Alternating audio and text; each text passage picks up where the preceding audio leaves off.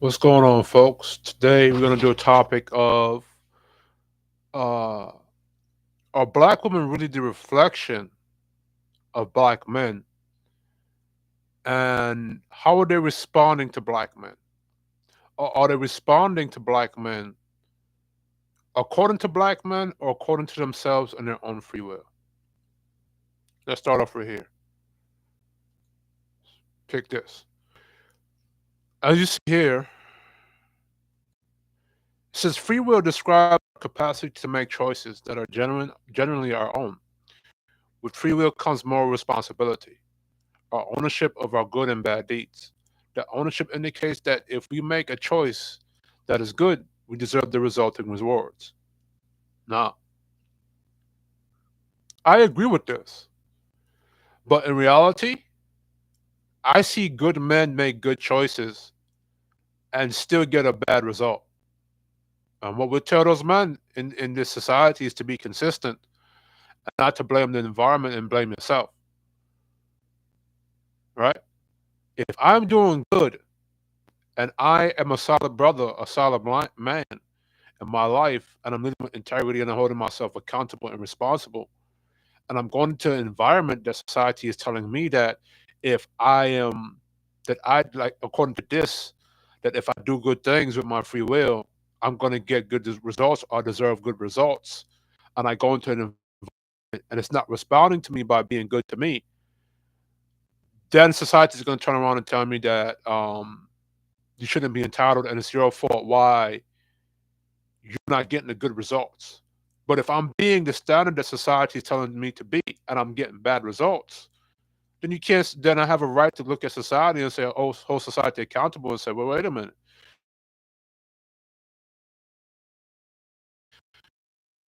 And I'm getting a bad result still. See what I'm saying? Now, as you see in the picture, there's this woman in this wheat field or cornfield. And last I checked, women are adults with free will. You see what I'm saying? A woman can choose to be a reflection of that man, or she can choose to be a reflection of herself based upon her free will, her own choices, and on her own responsibility. Now, morals, that's subjective. The only way morals can become objective if they have a moral definition which everybody agrees to. That's the only time it's going to become objectively.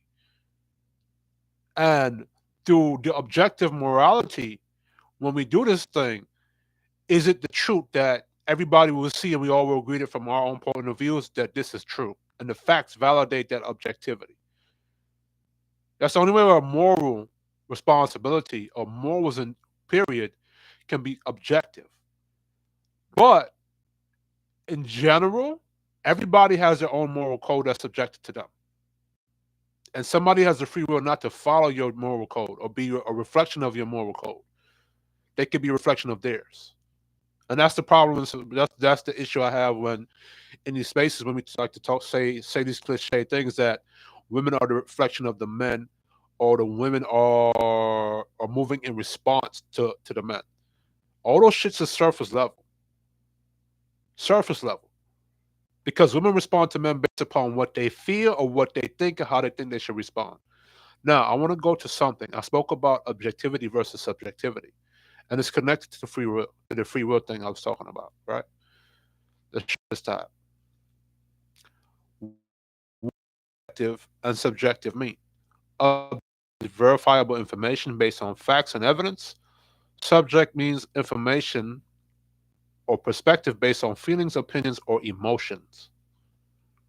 Now, women thrive in subjectivity, as you can see here, because women are always moving based upon feelings, opinions, or emotions.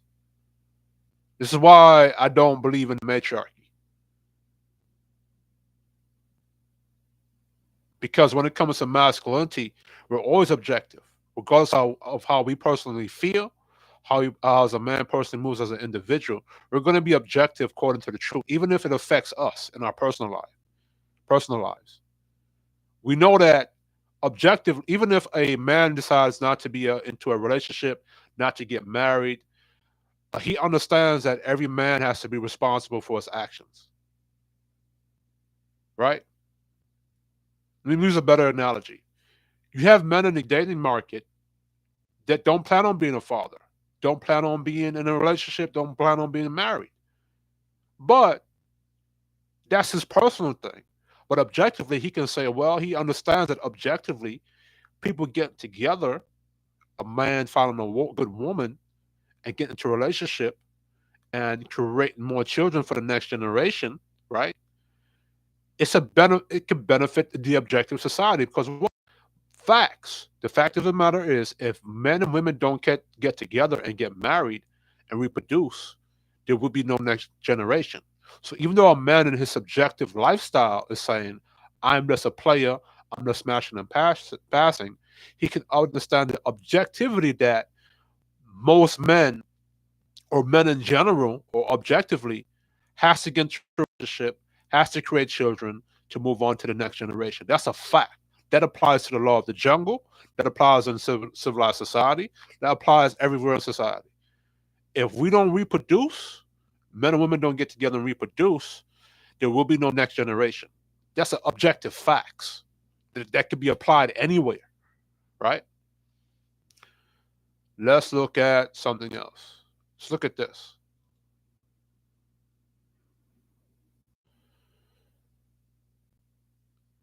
Have someone ever asked for your objective opinion or said that something is entirely subjective? The words subjective and objective are used in all kinds of contexts. Now, context could be subjective too, which is funny.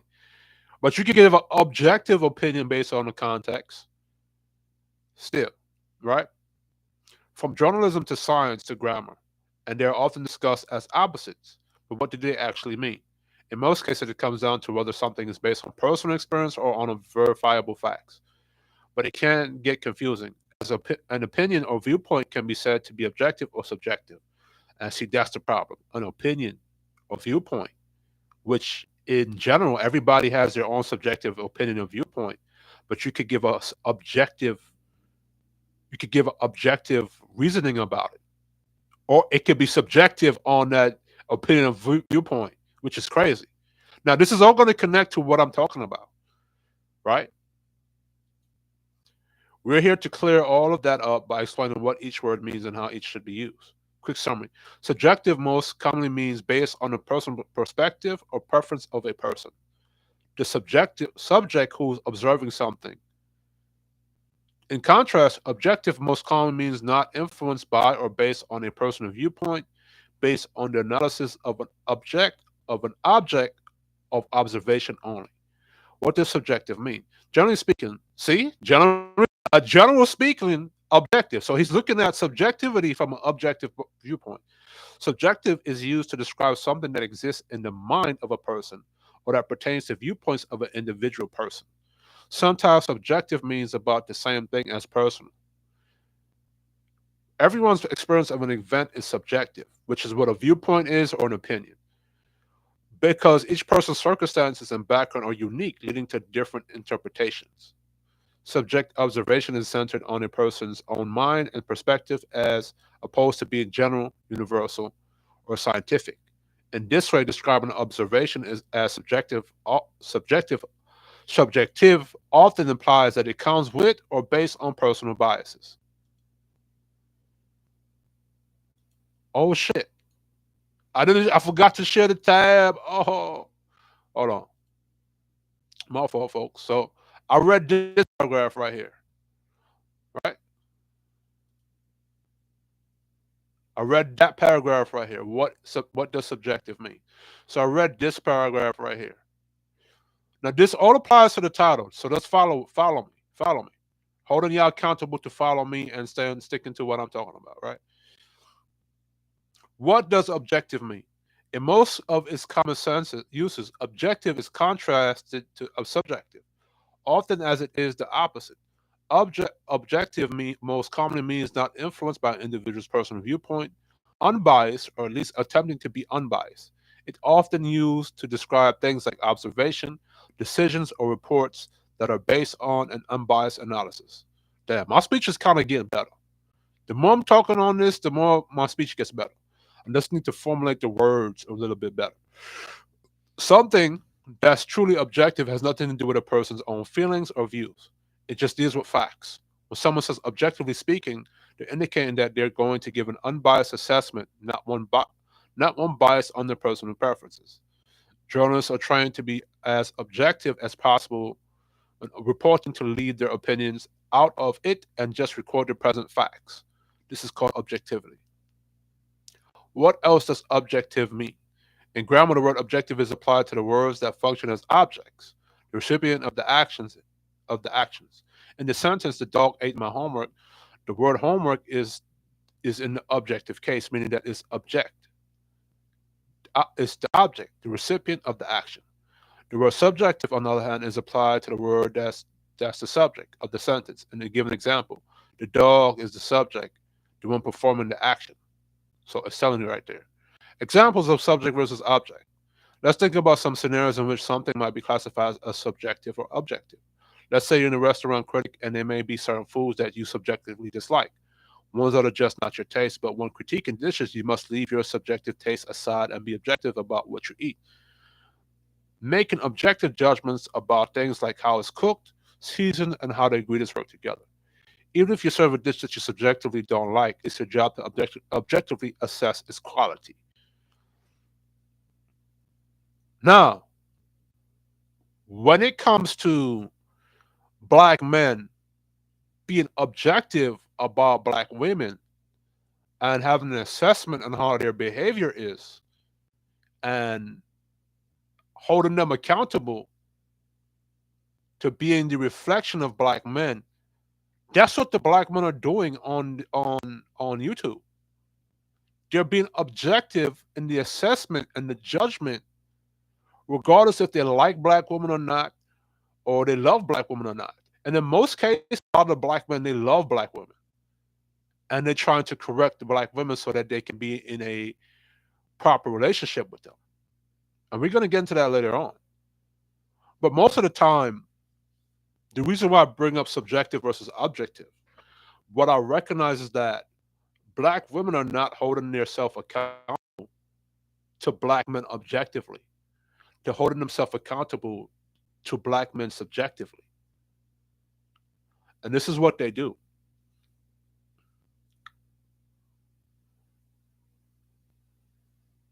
Every time black men say, well, talk about the 304s, talk about the um, women that misbehave, the women that cheat on the men in the relationship, the women that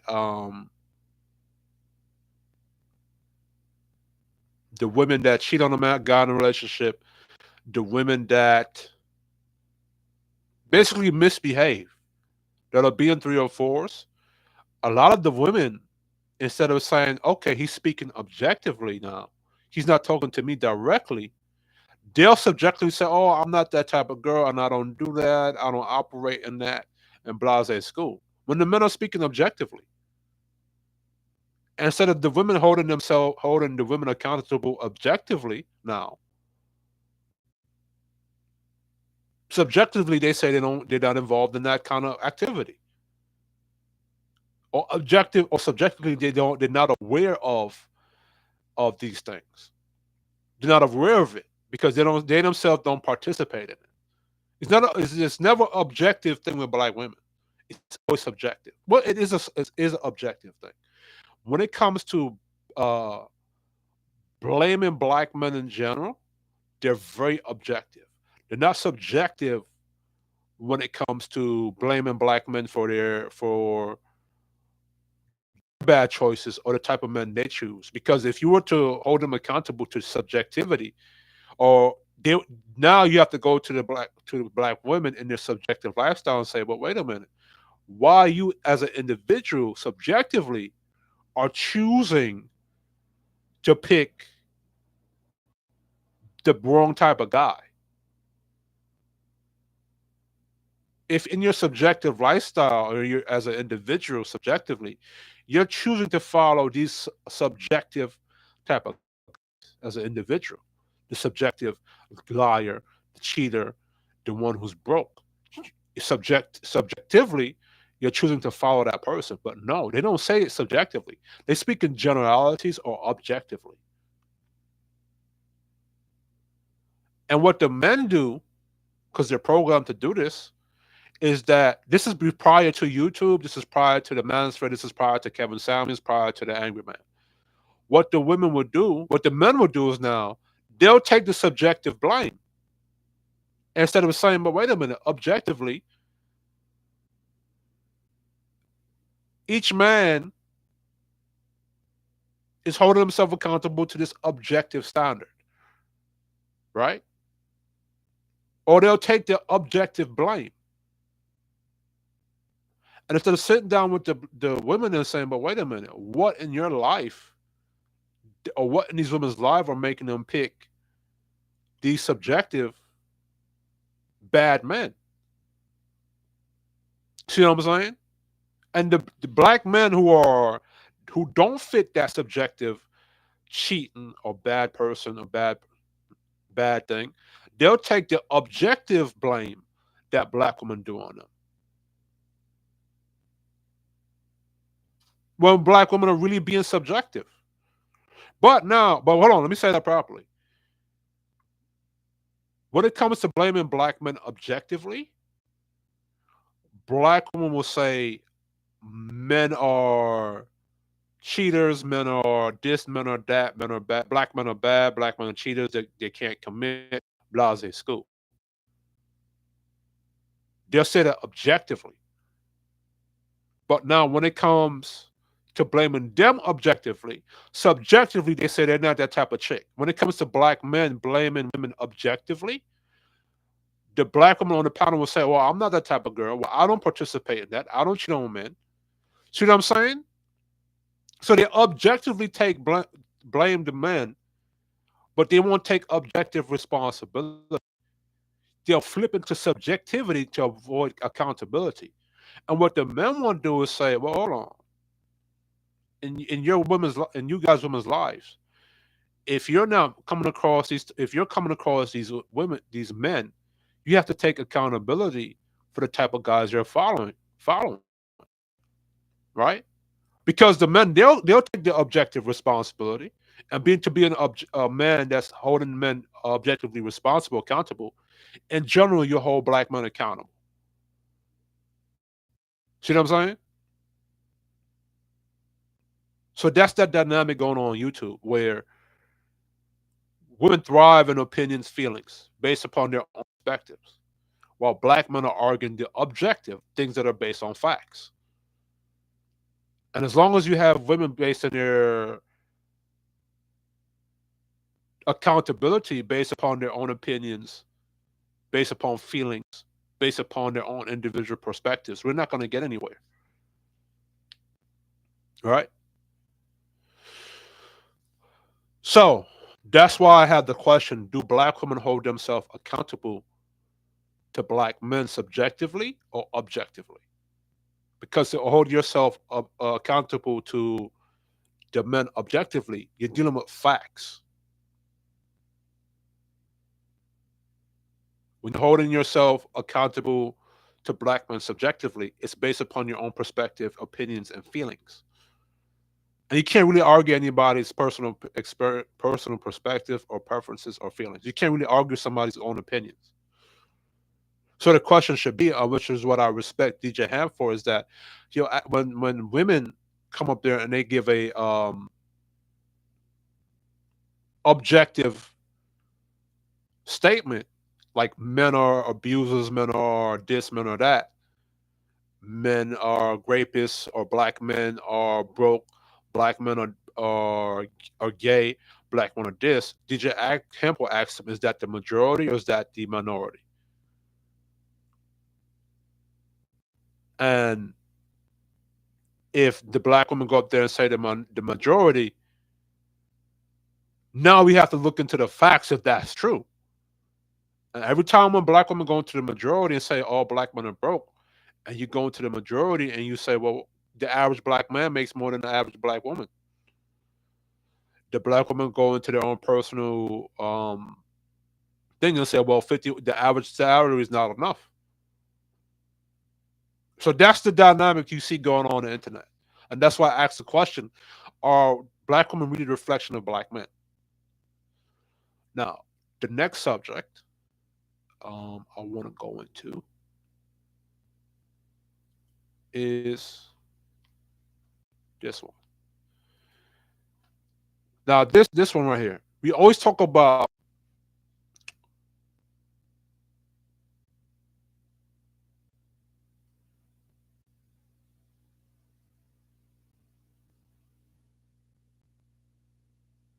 we always talk about the accountability of the leadership that the leadership has to its followers, aka the women. And men are always in the leadership position, and women are always in the follower position. Even though we're in this what you call it, this equality society. I can't say the bigger word, the equality society. If you're in an equal society, that means that both sides can be a leader and both sides can be held accountable. But every time when it comes to shift and blame, all of a sudden now men are back into the leadership position and she's back into the follower position. But I thought we were partners and we were equal. Now, I personally don't believe that we're in an equal society because as a man dealing with things every day and I go outside my house, things are not equal,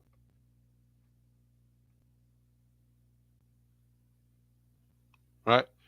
And I think what the women are trying to do is they're trying to change that reality, even though the objective truth of it, the matter is that we're not equal. We could be equally as important. Like your brain is equally as important to the heart because the heart pumps blood to the brain and the brain sends thoughts to the heart to pump the blood. But where it's not equal is that my brain is my brain and my heart is my heart. You see what I'm saying? Equally important, but one thinks one beats blood. Make sure the blood is pumping through my vein. My brain, my thoughts, my thinking, it helps me to keep moving. It's a function that if something goes wrong with my brain and I'm brain dead, my body will go. My heart will still pump blood, but there's nothing driving my body and driving my thoughts and driving my thinking. This is my brain is where all my motor functions are, right? My heart is the center where pumps blood to my lungs. My lungs help me to breathe. You see what I'm saying? But they're not equal to each other, but they're equally important because they keep the body going, right? So yes, followers are accountable to leaders. Listen to that. Yes, followers are accountable to leaders and vice versa. Vice versa. See, that's the balance. Leaders and followers have a critical relationship to each, and each holds the other accountable for their actions and inactions. Now, in these YouTube spaces based upon everybody's personal opinion, nothing objective upon fact. A lot of the men in these spaces and a lot of the women in these spaces, except for a few, they only hold the man accountable, but they don't hold the women accountable. But they allow the women to hold the men accountable, but they say it's weak for the man to hold the woman accountable. That logically makes no fucking sense. There's no balance in that.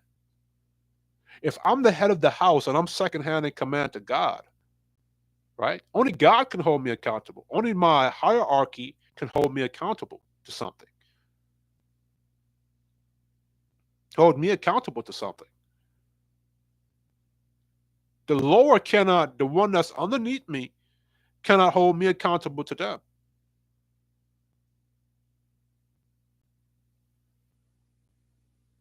Now, what the lower can do is hold themselves accountable and say, man, I don't like how this person is leading. I don't like how this boss is operating. I don't like how this boss is treating me. Let me hold myself accountable and leave this person alone or go my own way, which is what women don't do. Which is what goes back to my original, the point of the show. Are women really the reflection of the men? And do women really hold themselves accountable to the men? Or really do women really respond to the men, to black men?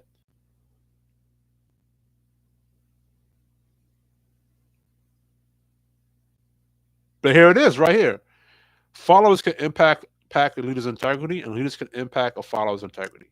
Effective followers are independent, critical thinkers who are committed to common goals and provide enthusiastic support to their leader.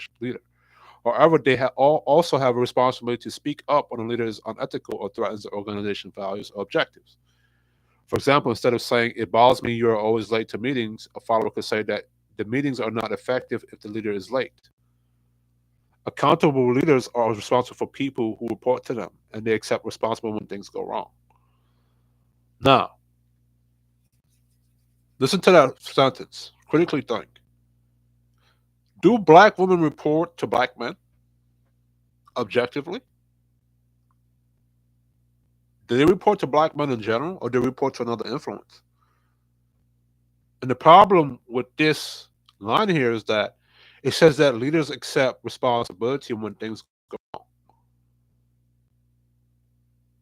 Why is not the follower held to that same standard that if you don't follow that leader's instructions and you don't report yourself to that leader and things goes wrong, you cannot blame that leader because you didn't follow that leader's instructions and you did not report to him. You did not report to that man's instructions. You didn't report to that man's leadership. And this assumes that the people or the follower or the women that follow that man in that leadership chooses to follow him or chooses to be that reflection. Now, we're disagreeing this, right? A follow this is implying that a follower can check the leadership. This is what this implies. You ever know in any history, does the subordinate check the king? Or does the king check the subordinates? Name me any history uh, where the followers of that kingdom or Troy or maybe in the military today. Maybe you can see that in the military because in the military, right, you could do a mutiny. If the leadership is bad or is faulty, the followers can now group up together and commit a mutiny and overthrow that leader. But a lot of times the leader be leading somewhere and he know what he doing. The followers don't see it and they'll overthrow that leader. And now the shit is in disarray now.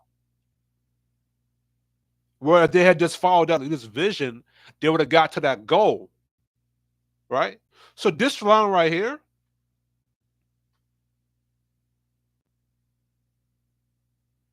this is why women believe they could check a man. Right here. It bothers me that you're always late to the meetings. A follower could say that the meetings are not effective if the leader is late. Last time I checked, the leader can move on his own time. And if you don't like the time that the leader's moving on, then don't follow him. But don't check or disrespect him. You know what I'm saying? But I still agree with here where it says that followers are accountable to a leader and vice versa. The leaders are followers have a critical relationship. Now I agree with over here, up here now, because it has a balance. The question is, if the leader is doing what he's supposed to be doing and he's consistent and he's solid and he's doing everything he's supposed to be doing, why would a woman have any reason to check that leadership? Why would that woman have any reason to be disrespectful to that person? Why would that leader or why would that woman or that follower have any reason to rebel or to respond with rebellion or to respond by cheating and then turn around and blame that guy that was doing what he was supposed to be doing? This is what we got going on. Is that you got men who are honest and have a lot. You have a lot of men, brothers of black men in the black community, that are labeled as cornballs, corny lames, and squares. That the black women don't choose to follow. The black women and those black men are the majority. They're the in general objective black men that are in the community. But black women are either not sexually attracted to them, find them as lame or corny or cornballish, right? And black women don't hold themselves accountable to those brothers that are consistent, that are standing on business, that do hold themselves accountable. And when he tries to hold that black woman accountable, she responds by being disrespectful to him. You have to objectively look at that and say, why is that happening? Well, I think I said it earlier. She's either not sexually attracted to him, or she finds him to be a lame or a cornball, which is a negative connotation to black men in the black community. And my question is, why did those black women, if they found that those black men are that way, or don't qualify for them, why did those black women did not hold themselves accountable and just choose not to deal with that person and not follow that person if they did not respect his leadership? See, right here, this is the issue I have with this line. Because prior to now, to this equality society, and this is before women were entering in the workforce, bringing their feminism. If a man did not like how that boss was operating, he was in no capacity to check that man in the context of a work, in the context of an everyday civilian life. Now, I get it in the context of a military now, subjective to a military thing. You have checks and balances. I get it too in a when you talk about a society that has a president that's the head of the country. What the citizens can hold themselves accountable is to vote that president out, or don't vote for that president again for the next term, or vote for that mayor, or vote for that councilman, or vote for that police chief in the next election. They can make their complaints about how this leader led ineffectively, right? And then vote that person out in the next election. And the mayor can do the same thing. The mayor can say, well, you followers are look, right there. What about the thought I have in my brain? A mayor of a city can say, "Well, if you guys keep loitering and littering in the place, I now have to pass law and legislation to stop you from littering. If you're complaining to me about a dirty New York City, rats infested city, where you guys are putting garbage there, and every time I spend tax money to clean up that area, you guys, you, the civilians or the people in that community keep dirtying up that place. So I have to keep spending tax dollars to clean it up. I keep having to send the garbage trucks. I remember in New York City they used to have the sweepers. I rarely see a street sweeper nowadays, right? And every time I spend tax money to go there, but if you guys were to hold yourself responsible to your own block and clean up these streets, I could spend tax money elsewhere. And you cannot blame the mayor now if he's setting laws that's telling you if you loiter, you will be fined this amount of money, and you still loiter there, and then now you want to blame the mayor while the streets is dirty. Well, I put everything in that area to hold you accountable for doing this, and you still did it. And now you're complaining to me why you didn't, why the streets are dirty or not clean. It's the same thing with politics today, where everybody's complaining about the migrant crisis and the immigrant crisis. Well, you saw the apparent red flags with Joe Biden and Kamala Harris that they was going to allow people through the damn borders, and people still voted for that. And now that the migrant crisis is in the city, you want to blame Joe Biden, and you want to blame Kamala Harris, and you want to blame Mayor Adams. But that's the type of leadership that the people voted for. And now Mayor Adams has to spend tax dollars on the police now, instead of taking those tax dollars and putting it on other areas, other sectors. He has to spend that on the police force to uh, stop the migrants from causing terror into the city. So take what I said there, right, and apply it to relationships. If black men are telling black women, hey, in your subjective life, you're picking to follow these type of dudes. This is your fault, right? And if you keep picking these type of dudes to follow, these are the results you're going to keep getting because by you submitting to this person, you're submitting your vote that this is the type of leadership you want to follow, right? When we tell black women that, they want to turn around and blame the type of guy that they picked or chose to vote for to follow, right? And now black women get upset if they pick this guy to be a reflection of this subjective guy's environment, and now she's now a baby mama. The guy left, or the guy cheated, or the guy didn't commit. But the guy showed every red flag, just like Joe Biden, that he was not a good leader. That guy was not a good leadership to follow. But you followed him anyway. See, with the dudes, when you hold us accountable, and they tell us, well, the reason why this woman responded to you is because you were not consistent, you were lying, you know what I'm saying, you were indecisive, or you chose the right type of chick that showed you the red flags. The men automatically takes accountability. But then the men would come back around and say, well, I did tell her that when we was dating that I was looking for monogamy. I was looking for a chick that wasn't for these streets. I was looking for all these things. So she knew what I was looking for, and she knew she wasn't that type of person that qualified for my leadership, but she still chose to vote to fight, even though she knew she didn't qualify. And then now, if black men are going into the dating environment and they're saying, "But wait a minute, we keep telling black women that um, we're looking for a certain type of chick," and they're now the exact opposite. And black women say, "Well, you need to deal with us and pick us anyway." And the men say that too. The men keep talking about how you have to mold the chick how you want it to be.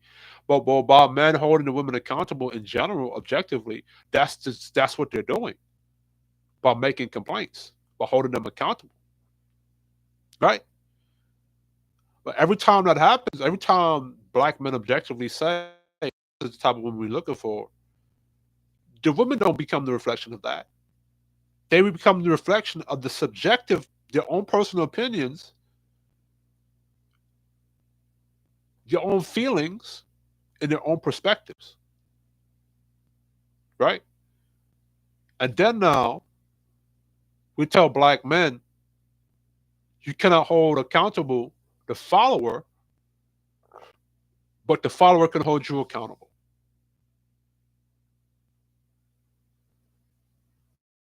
Not that means that that's the exact opposite. That means that the woman is in a leadership position, and it's not equal. Hold on. If we're in an equal society, but the men can only hold themselves accountable and they can't hold the women accountable, but the women can hold the men accountable and can't hold themselves accountable. How is that equal? And how is that the man in the leadership position?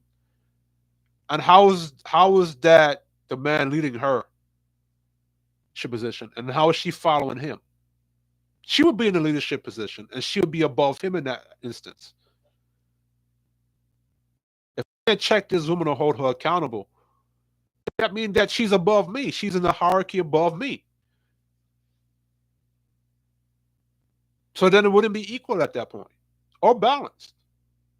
But this is what a lot of guys in YouTube spaces accept in the rest of society, right? Um, I'm gonna read this quote, right? Now, like the analogy I used with Mayor Adams and New York City, right? Black women want black men to wife them up or marry them. But black men keep telling black women, hey, listen, if you keep on being this way in this environment, I am not going to wife you up.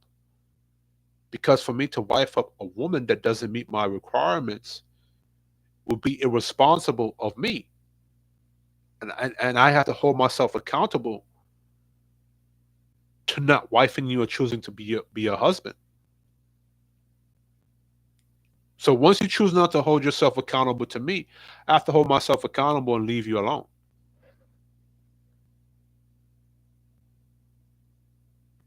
And then I'm telling you, holding you accountable by telling you, hey, listen, this is your behavior, your 304s, your single baby mamas, you're dating guys that are bad for you that you pick or chose a vote to follow. You're doing hot girl summers and I don't know who you are. And you expect me to forgive you or forgive you for your past life? You didn't hold yourself accountable to me before you met me. Or you didn't hold yourself accountable to the objective black men. So just like a boss, if you don't qualify, I can't if you don't qualify to get my leadership, I can't hire you.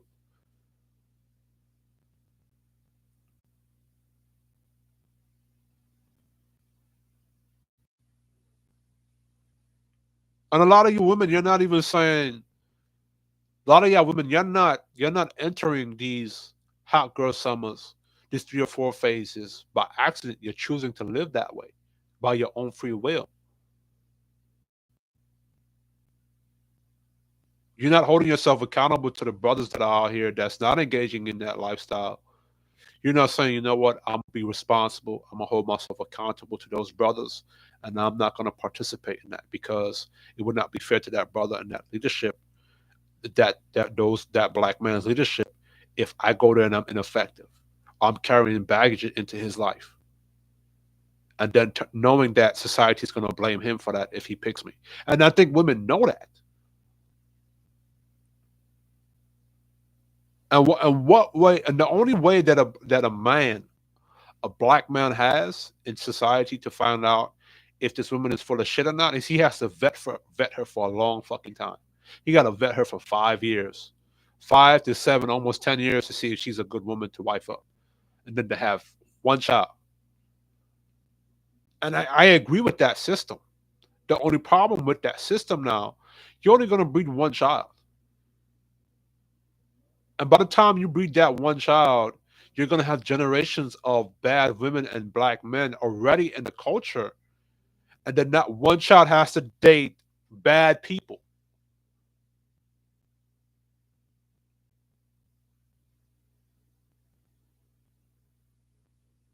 That's not good. And as it says here, accountable leaders are responsible for the people who report to them. So if that's a sub no, this is an objective statement right here.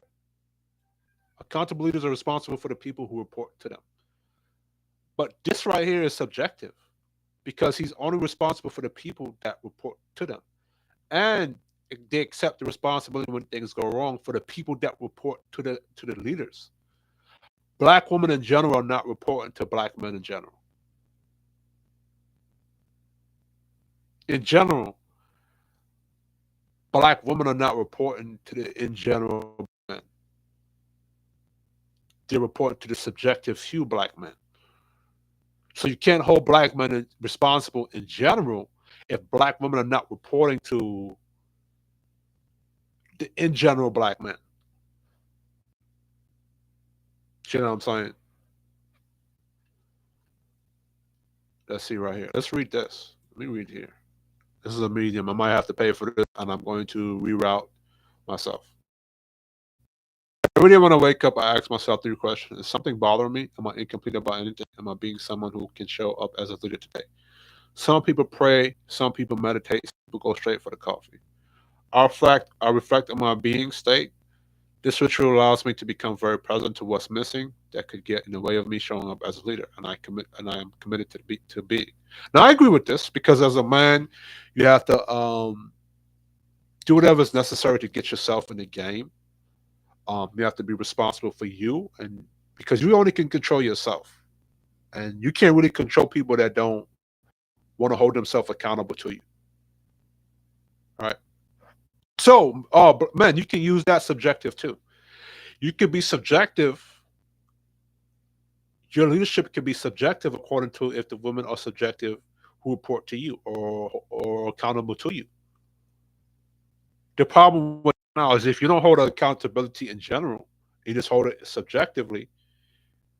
Women in general are not going to mold themselves in general to the general principle, to the general definitive rules. Because when you talk about a community, when you talk about a society, when you talk about a village, that's objective.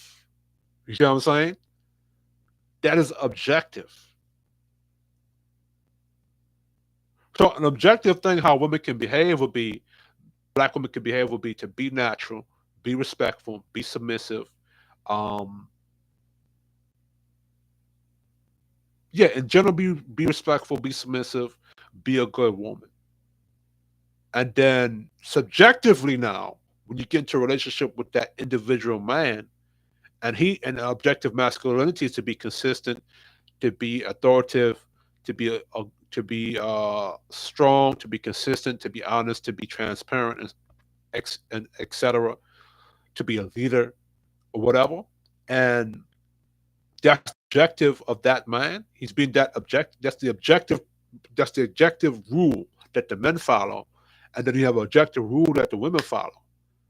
Now, once they get into a relationship with each other, now subjectively or as individuals, now based upon the objective base, when they're in a relationship together, then the man, in that instance, though, the man has to define how that relationship is running.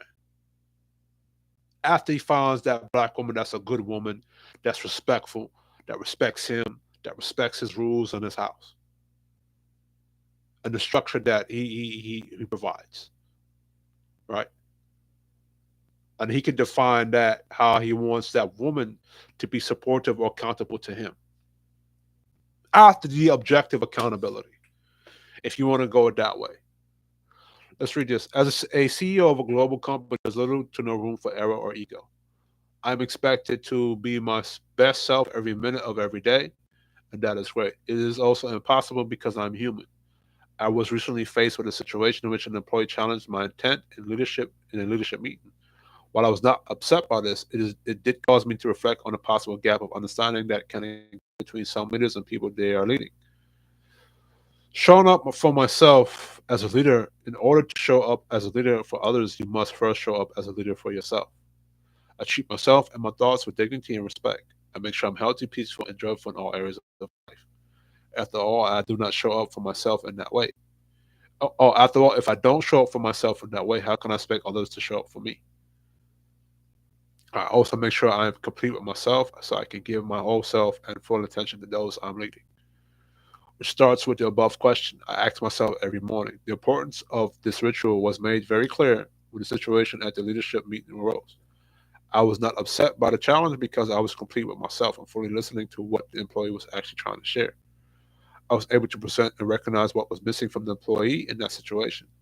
Equally as important to start your day with the question is the reflection on your leadership at the end of the day. Ask yourself, how could I have shown up differently? Was there a situation in which I missed something that I need to clean up tomorrow? Then make sure to take the required actions right away. I agree with this. I agree with this statement. The problem is that leadership is one directional. Let me see how he says. I'm gonna go into how that um what he's talking about. How he substantiate that leadership isn't one directional. I'm gonna go into that. Here's the problem I have with the above thing I read. Right, I agree that a leader must show up for himself first and be um treat himself good and respect himself, and before he can show up for somebody else. Because at the end of the day, as men, we are being of service to the society by leading, protecting, providing. So we are of being service. I'm being of service by being on this YouTube and kicking game to you guys. So that's how I'm being of service. But the women are supposed to be of service to that man, being of service to society, right? Or AKA the women, the followers. Now, um,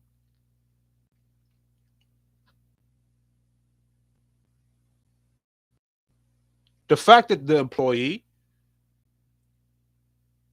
was able to challenge that leadership, this is what could cause disrespect into a relationship where a woman challenges that man's leadership.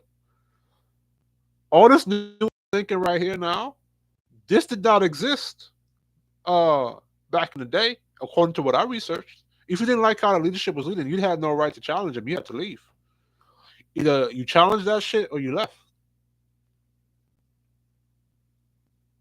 A woman can use this to say, well, it's your fault that this is that, and your fault is this and that. She's not going to look up to her because you could take this the same logic right here and apply it to a woman that's a follower. Before I could follow anybody else, I have to follow myself. I have to treat myself good, and I have to hold myself accountable and make sure that I do what the leader says before I could challenge that leader to see if he's doing something wrong. But that's not how what's being taught. What's being taught.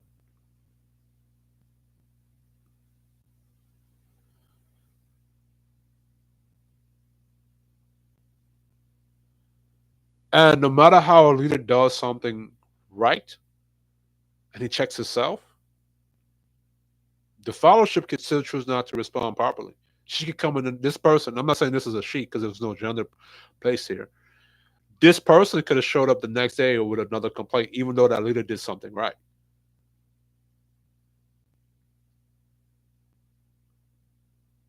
So now, and after you've checked yourself and you know you're doing everything right, correct, you have to now let that person go. This was me. Because after I've done what I was supposed to do, you're still showing up challenging my leadership. And now, instead of us moving forward with the goals, you're stuck challenging this meet. And it's funny that this never used to be like this before women got into the workplace. When it was just men competing amongst other men in the workplace, this was not an issue because men hold each other accountable. And part of the rules of masculinity, if you don't like how my house is being ran, get the fuck out. Don't challenge me. But you can't do that with women now because they're now in the workforce now. So it's just funny to me how now these leadership rules are being changed now that women are added to the workforce. So now to the woman that's going to watch this, you do understand that if you're in a position of leadership, this applies to you too. You can't be blaming other people. Now that you're equal to men and you can be in a leadership position, you can't be blaming everybody else. You got to blame yourself for why situations is not working out. You have to blame yourself for why you led yourself to follow this guy and you miss those red flags and you keep following the same pookie and dumb motherfucker every time. You can't keep blaming the men now. But guess what? When it comes to taking responsibility for their own actions, then it's not equal. Relationships between leaders and people are leading. They are leading. Leadership isn't a one directional. It's a two-way street where both leaders and followers should be open, communicative, and caring. Really?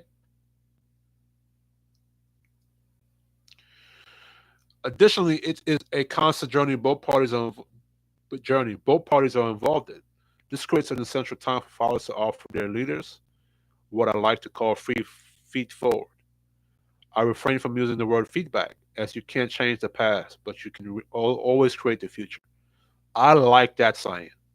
This guy said that. I like that. Feed forward, not feedback. I like this. I like this.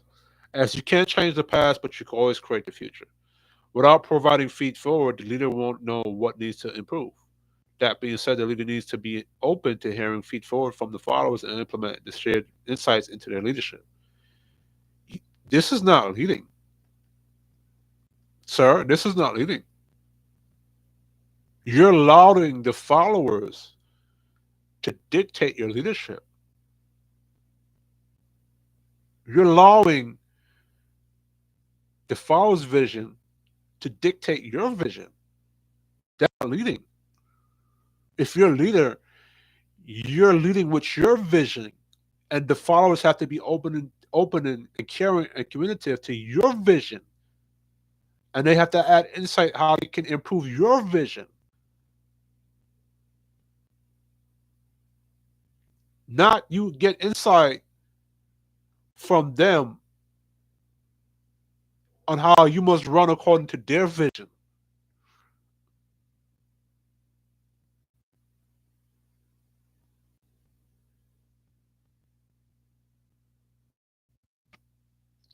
Leaders are perfect. In fact, I look at perfection as a recipe for disaster. Both leaders and followers need to leave room for failure. If not, expect to be disappointed many times. With failure, both leaders and followers need to be committed to being open. Without openness, leader is bound to fail in the end. In the end, now I agree with being open.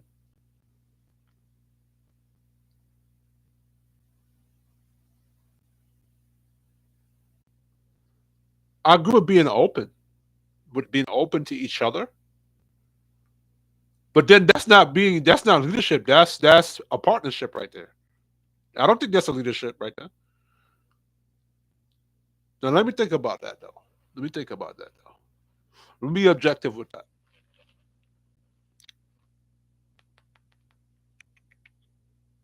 See, I'm not afraid to be wrong. I'm not afraid to be right. All right, because that is part of masculinity and manhood.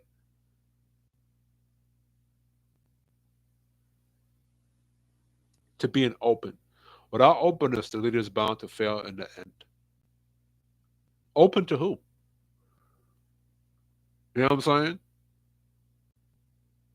I'm open to listening to what my woman says, but if I disagree with what you're saying, I don't have to follow that. And if I have a set vision on how I want to lead my life and how I want to structure my way of living, my lifestyle, and how I want to provide for the people that's in my organization, I might be open to what you got to say, but if we're in disagreement, I'm open to letting you go. Woo! Nigga! I'ma say that motherfucker. Get. Oh, I didn't share this tab. Oh, motherfucker. I didn't share the tab. Oh no. Oh my god. I didn't share the tab. That's my fault. What did I say? I said no. I was reading from this line right here. This is the website I was reading from. This is G Kamar.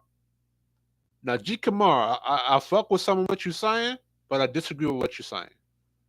The only reason why y'all have to think like that now because y'all adapting to the women y'all in there with, right? Because I get it in this environment where you're well now. So now leadership to him point of view is probably subjective to that environment, right? And that environment now where you're being of service to that company or to that organization, you're trying to lead you're trying to lead where that company's vision and where that company is going, and you're trying to lead the followers to be accountable to what that company's goals and aspirations. So he's kind of leading from and this is my opinion. This is my opinion based upon his thoughts. I don't know if this is true or not, or this is fact. I don't know what company he's working for, and he's probably speaking this from his own personal thing, probably, and his own personal perspective could be from this environment he's in, right? He's probably got to enforce the rules and regulations on that company.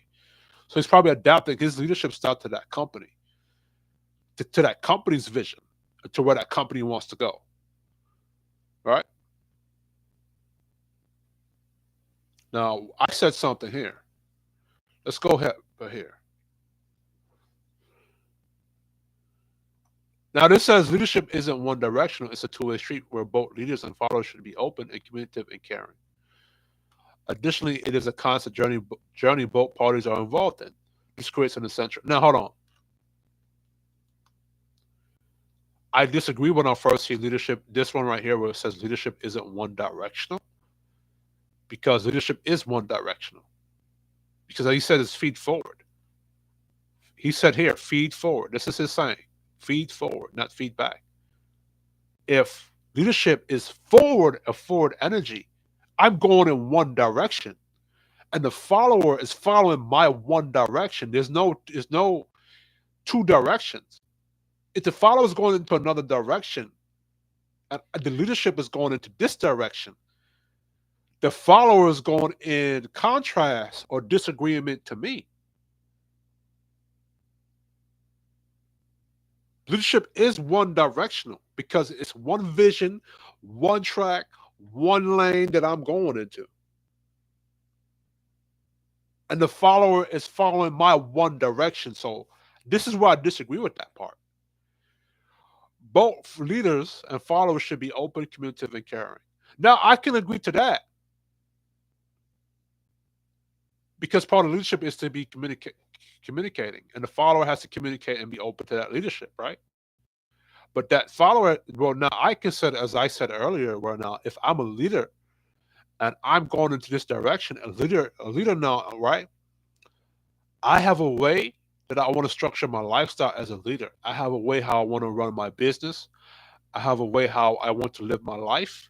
I have my way of how I want to provide for the people who earn their place or earn their space or want to follow my leadership. I have a way how I want to provide for them. Now, I could be open to the women that want to subscribe to that. And I could tell the women, listen, this is how I want to run my relationship. I'm doing monogamy. This is how I set up monogamy in my relationship. I get up at this time in the morning. I make this amount of money. I plan to have 3 kids. I plan to live in New York City. I plan to live in Cambridge Heights, Queens. I plan to live in Merrick. This is what I want to do in my life. This is my direction. Eventually, after I work 50 years, I want to retire and live a happy life. And I can be open to where that woman is saying, and that woman can say, "Yeah, I want to be for these streets. I want to be a hoe. I want to be a open relationship. I want to be non-monogamous." Now, I was open to hearing what she had to say, but how I want to live my life in my direction is different from what she want to live her life in her direction. So guess what? I have to be open by holding myself accountable and letting that chick know that you are not for me. And that follower has to be open and open to holding herself accountable and saying, "Damn, I don't qualify for this guy. Let me leave him alone and go about my business." But leadership two-way street. It's one directional. Now it could be a two-way street where the person has to agree to follow me in my one direction, but it's not a two-way street where I have to now bow down to her to that to take, like as it says down here, a leader needs to be open to hearing feed forward from followers and implementing the shared insights into their leadership. Uh, why I don't like this one right here is because now it sounds like the followers are dictating the vision of that leadership. Now I understand if the insights that's coming from the follower is helping to improve the vision of that leadership, but it sounds like the followers are implementing their vision into that leadership. That's my personal viewpoint on this. Um,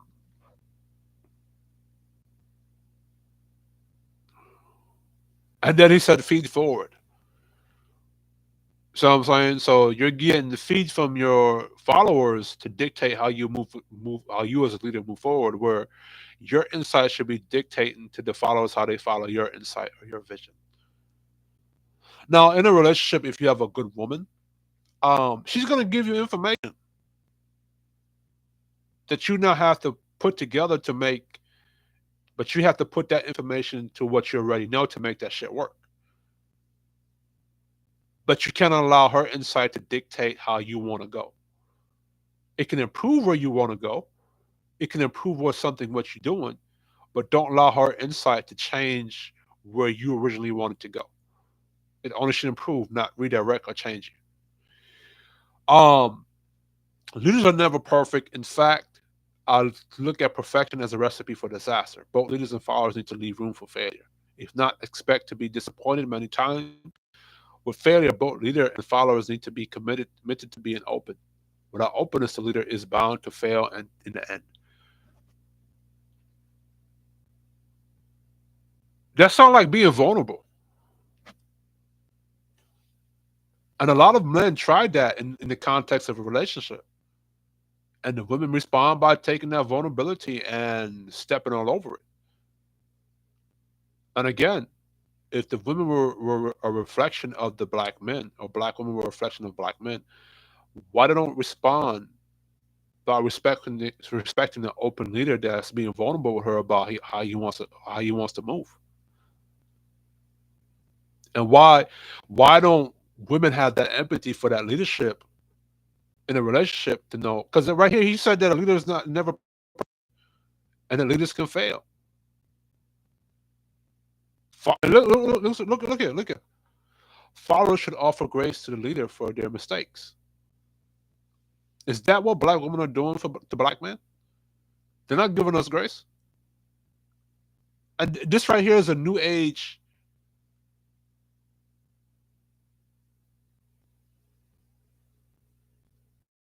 This is a new age thinking. Keith Kamar, whatever your name is. This is new age thinking right here of what leadership is. Right? And look here. However, if the leader continues to make the same mistakes, followers should hold that leader accountable and make sure it does not happen again. Listening to something in their followers sharing in the end, both the leader and follower are working towards achieving the same goal until their relationship is based on love, care, openness, desired outcome, and won't be attained. Oh,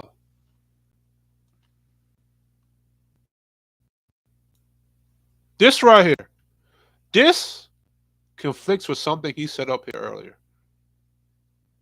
In this right here, he said, however, if a leader continues to make the same mistakes, followers should hold the leader accountable and make sure it does not happen again. That doesn't sound like you're in a leadership position, bro. That sounds like the followers can control you and check you, but you can't check them. That conflicts with something he said up here earlier.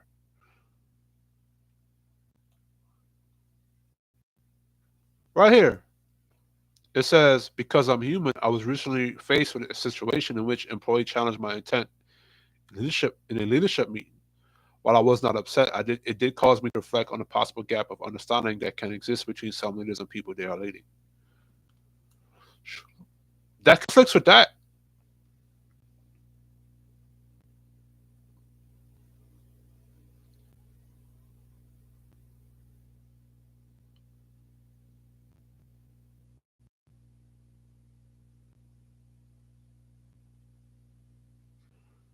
Hold on, is that what that what I read before? Let me see something. In order to show up leaders for, you must first show up as a leader for yourself. Blah, blah, blah, blah. If I don't show up for myself in that way, how can I expect others to show up? Complete myself.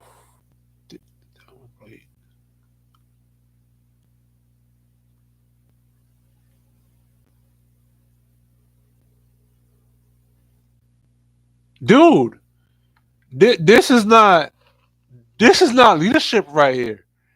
You're basically bowing down to the employee. You're moving according to the employee. And I get that if the leader makes a mistake, the follower can hold you to that mistake. Where's the part where the leadership holds the follower accountable for being late? Or where's the part where the leader can hold the employee accountable? It doesn't say anything about that in this thing. Let's talk about being caring and opening, being caring and open to what the was doing. Follow should hold the leader accountable and make sure that it does not happen again. When a leader is not met with resistance, it most likely means that they are not listening to something in the follower sharing. What? When a leader is met with resistance, it most likely means they are not listening to something in their followers sharing. In the end, both the leader and the followers are working towards achieving the same goal. Until their relationship is based on love, caring, and openness, the desired outcome won't be attained. Bro, that is imbalanced. You said, When a leader is met resistant, it most likely means that they're not listening to something the followers share.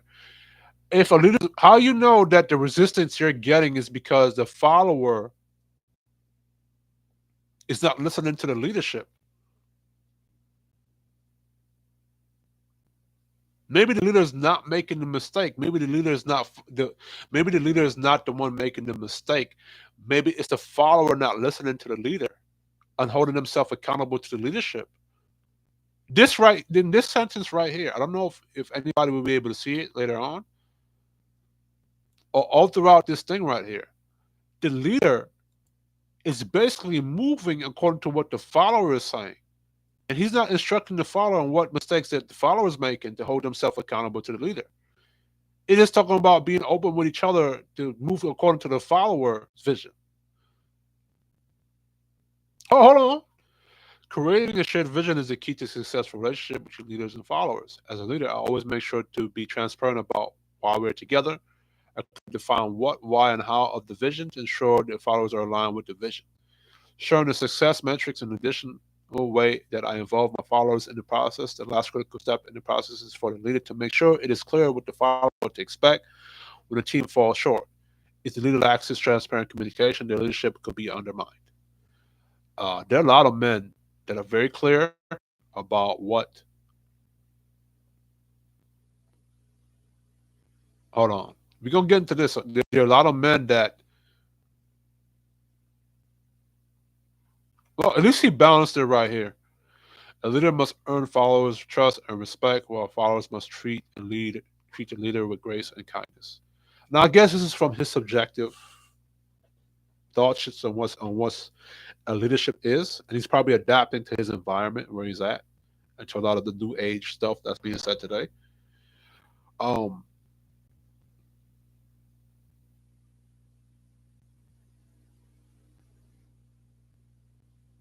there are a lot of men that are very transparent, very concise, very clear, very open, very caring about the women that they are dating or in a relationship, and the leadership still gets undermined.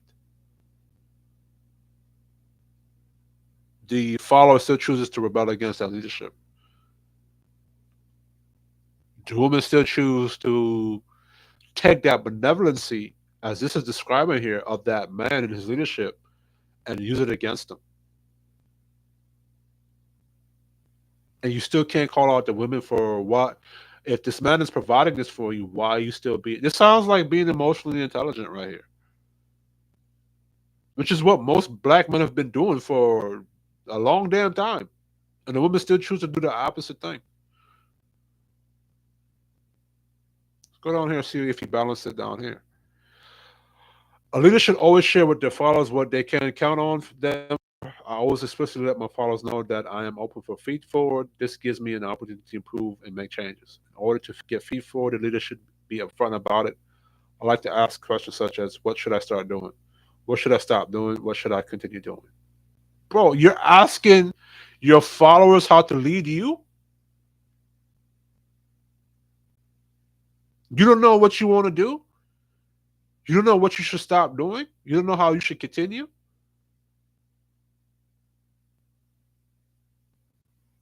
So that means the followers is leading the leader. These questions give the leaders an open. Now, I have no issue with feedback or feed forward, as he called it. I have no issue with doing that. I have no issue with asking my woman, how can I move in this situation? How can I improve? And then putting together what I already know. But this sounds like you're allowing the follower to dictate how you move. As a leader, you don't already know what you should start doing or how you should stop. These are things that the followers should be asking of the leader. What should they should start doing? What should they continue doing? Now I get it that human beings are flawed, and I get it that a man's flawed and he's human and he's not perfect. But at the same time, it sounds like from the very beginning you don't know the direction you want to go into, and you're asking your followers the direction you should go to. If you're a leader and you have a vision, you should already know, right? These questions give the leader an opportunity to figure out what is working well and what is not working well by continually asking some of these self-reflective questions.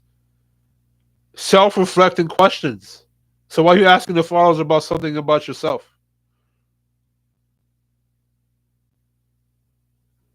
I have been able to improve my leadership skills and strengthen my relationship with my followers. Ways for followers to share. As a follower, you must hold a leader accountable in order for him to lead the group effectively. What? No accountability for the leader, for the follower, but the followers can hold the leadership accountable. This is where it is critical that the followers have the courage to trust and provide feed forward. This step will benefit both of you as a follower and the leader. Followers should also always focus on the thing that is not working for them rather than the one person who is leading them. For example, instead of saying it bothers me that you're always late at the meetings, you can share that the meetings are not effective if the leader is late. That ensures the leader is not being attacked while still allowing the conversation to lead to change. Bruh, this is where a lot of you men on YouTube who claim that you're a alpha man and you're in a leadership position, when you say that a woman, that the leadership must hold themselves accountable and the follower cannot be held accountable, where the followers can hold the leadership accountable, but the men cannot hold the followers accountable. This is a new age leadership shit. So a lot of you men on YouTube that speak like that, y'all are with this new age shit. This is how y'all sound. As a follower, you must be accountable in order for him to lead the group effectively. If I'm the leader of the group and you're following my instructions and my way of thinking and my vision, how the hell are you holding me accountable to my fucking vision? How do you hold the boss accountable for how the hell he wants to run his company? Are you followers running his company? It's his company that he structured, that he made. And he hired you to add your work input onto it and hold yourself accountable to that. How does this make any sense? That is not leadership, my friend. I don't know what new age thing is. This sounds like that the leader is following the follower, and the leader is moving according to the follower's vision, and the followers are not moving following according to the leader's vision, to that leader's vision. This is new age. This has to be before women got entered into the marketplace or the workplace.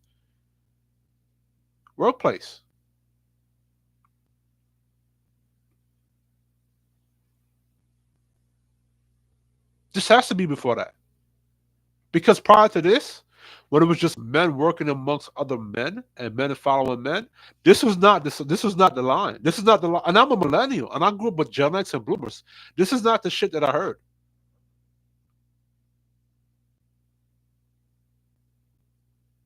This is some new age bullshit.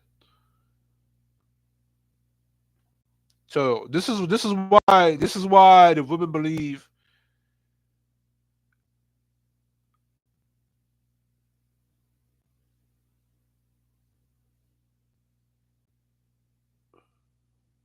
empathize with the followers, but the followers cannot empathize with the leadership. Wow.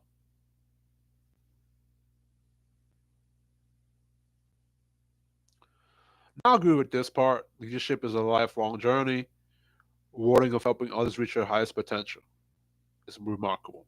Yeah, if you follow my structure that you see is working for me and by what my leadership provides for myself and how I've been able to be successful, if you follow my game plan, you will reach your highest potential. Jesus Christ. Jesus, Mary, and Joseph. Shout out to the Irish folks.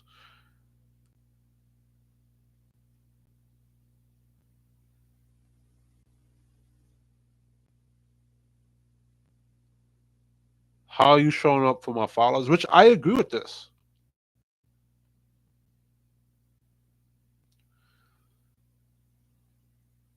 Literally, this is the followers dictating how the leadership is to be ran.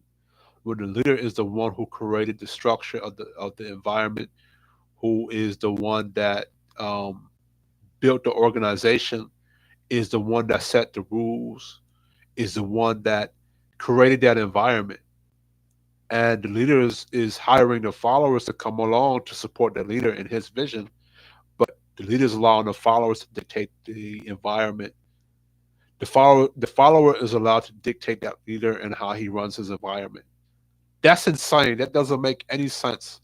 If a man is in the boss position and the woman is in, or the employee is in the follower position, the follower is dictating the boss's moves and the steps. You empathizing with the followers, but the followers don't empathize with you. And when you say let your ego go, what does that mean? Ego is part of yourself. Your ego is who you are.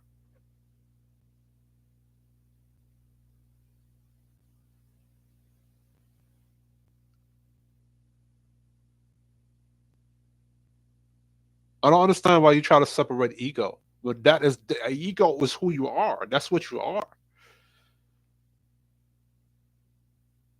That's crazy. But we'll move forward.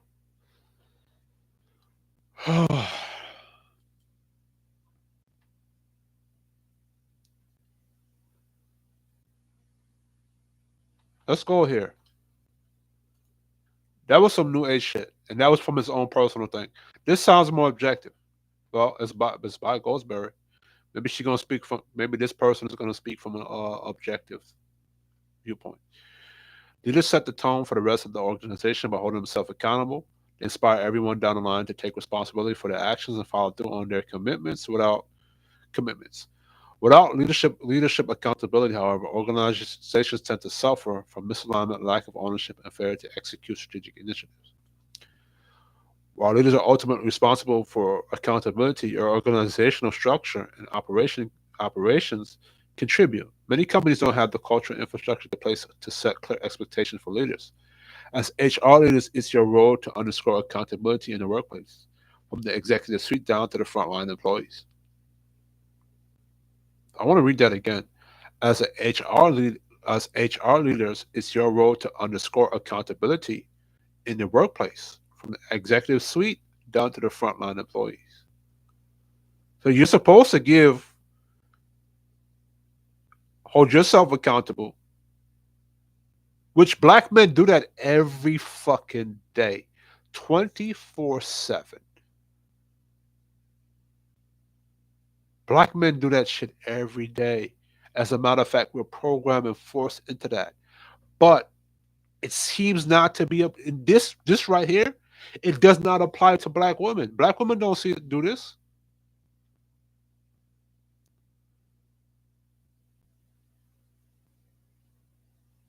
Black women will call a guy like this a lame and a square and a cornball. They don't. The black women are not reflection of the black men. Since black women want to be subjective, what about the subjective black men who are effective and who do hold themselves accountable? Why do you argue and disrespect them on these YouTube spaces or in these YouTube spaces on these panels? Since you all are very subjective in the type of men you follow, why you don't subject yourself in your submission to the men that do this? Instead, you disrespect those type of dudes. They're lame and they're boring. And objectively, black men do hold themselves accountable, and the stats show it. The stats show that black men are improving and holding themselves accountable and giving themselves agency and stepping up their game. But black women keep choosing the wrong motherfucker to follow, or they keep choosing to choose themselves doing some madness. Hot girl summer, hot 3 or 4 phase, all kind of garbage. So while black men, the male leadership is holding themselves accountable for the most part in general, black women are still choosing not to hold themselves accountable to black men. Why I said is are black women really the reflection of black men? Because the majority of black men between the ages of 18 and 30 are not having children. Why are the black women of that same age range having more children than the black men?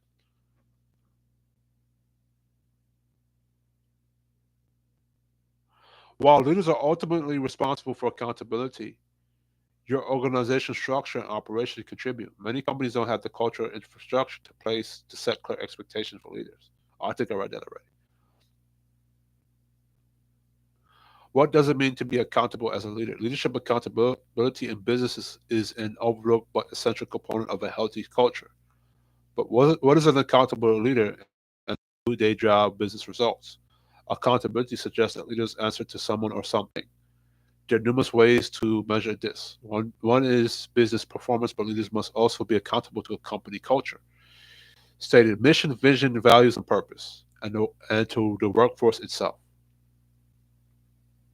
Now, I stated with the guy Keith Kumar, I think his name was, that this is an objective argue. This is an objective article right here, but a alpha or leader is going to be subjective to whatever environment they're in or whatever that mission statement they're in is. You see what I'm saying? So it depends on that culture or it depends on the society. Whether that leader's going to be an alpha or he's going to enforce or he's going to be according to that. And if you have in this culture where a new age type of leadership, the alphas are going to adapt and move according to that. This is why I don't really like to follow dudes who say the alpha males up to date because they're going to adapt to the bullshit culture that we have now, right? But leaders must also be accountable to a company culture. And companies' culture are very subjected to that company, as it's saying here, and to the workforce itself. So the thing is that workforce or that company following that leader's vision, which is whoever created the company culture and that mission, that's what it's following. So for leaders to be accountable, they need to commit to the business and its people. They must take their role as people leaders seriously and build trust among team. Accountable leaders clearly communicate their goals to their teams to foster alignment and team focus. They accept responsibility when things go wrong and give credit where it's due. Accountable leaders are responsible for the people who report to them. To ex- to Two, executive leadership, for instance, must hold middle managers accountable for their commitment to the business, company, culture, and workforce. Now, read something here. Black men communicate to black women how they want black women to be, how they want black women to behave, how they want black women to operate. Do black women listen, or do they hold themselves responsible and become the reflection of black men objectively? And don't give me no fucking subjective argument, because when it comes to blaming black men, y'all are very objective. You're not subjective about the individual black men that are doing this, or you don't even give a percentage. You just everybody continue to objectively blame black men. But when it comes to blaming black women, when it comes to picking black women, then y'all want to swap to being subjective. And I fucking hate that bullshit. Now, objectively, when black men say, I want a natural black woman, I want a submissive, respectful black woman, do according to this, because you can look at a company's culture or black culture this way, right? And you could say that black men are accountable leaders for if you have a large portion of black men being responsible for themselves as far as having children with the wrong type of women. And you could say that black men are holding themselves responsible for their fatherhood when you have 70% of black men being fathers in their house. Well, not in the household, but being as fathers as, let me say that properly. Black men are being responsible as fathers as far as being involved in their child's lives or being stepfathers. Black men are responsible as far as being more sexually disciplined with themselves. By when you see the stats that say that a large portion of black men between the ages of 18 and 30 are not having children, that means that they're holding themselves accountable to their environment by not getting women pregnant, by being fathers in their child's life. So they're being responsible for to the women and the children in their environment already. The stats show this, right? Um, the stats also black men. Let me show those stats real quick. Stick right here. Stay right there. Cool, cool,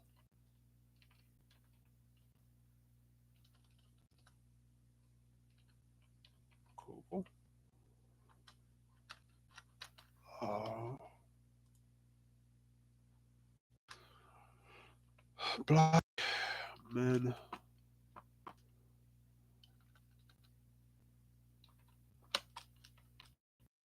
who are childless.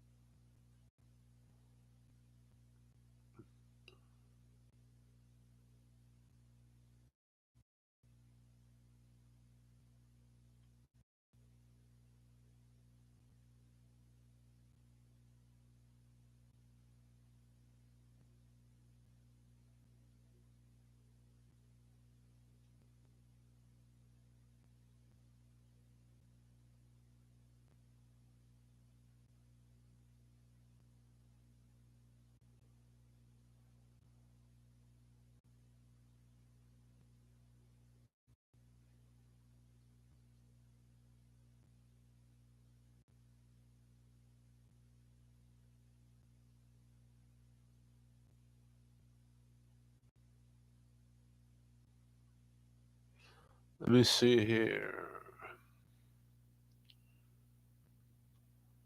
Black men who are. Let me look up this right here.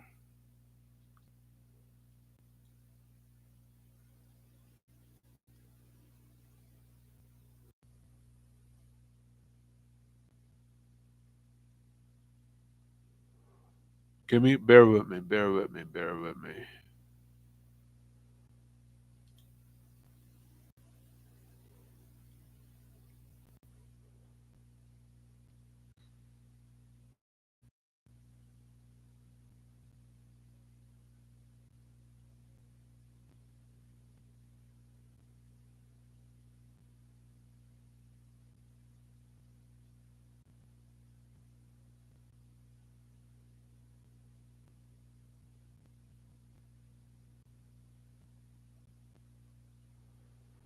Okay.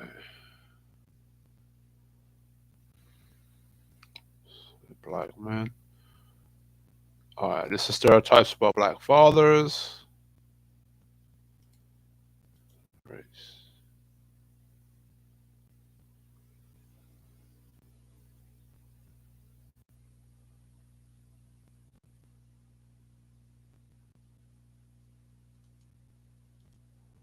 Alright.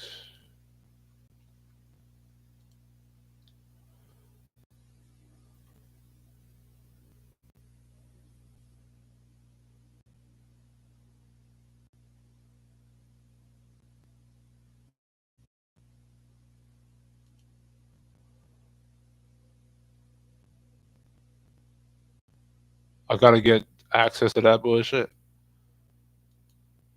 Man.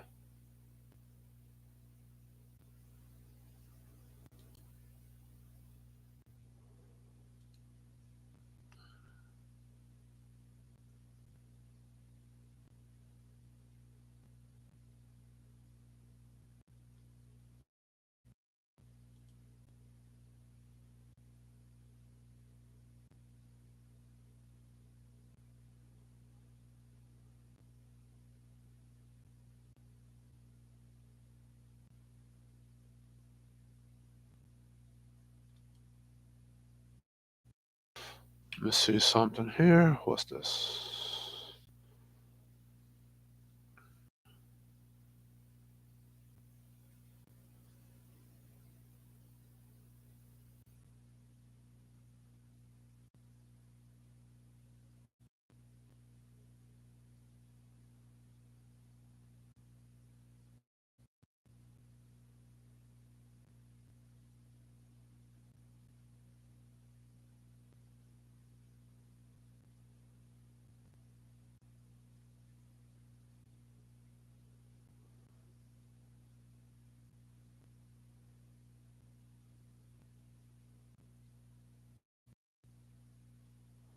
Oh damn, this is interesting.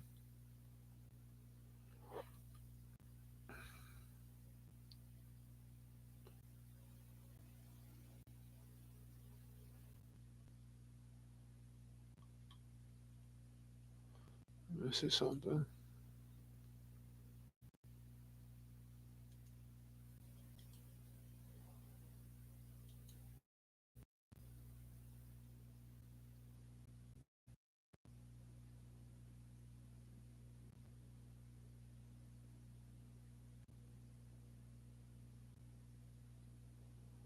Oh, the other shit I gotta go do research on too.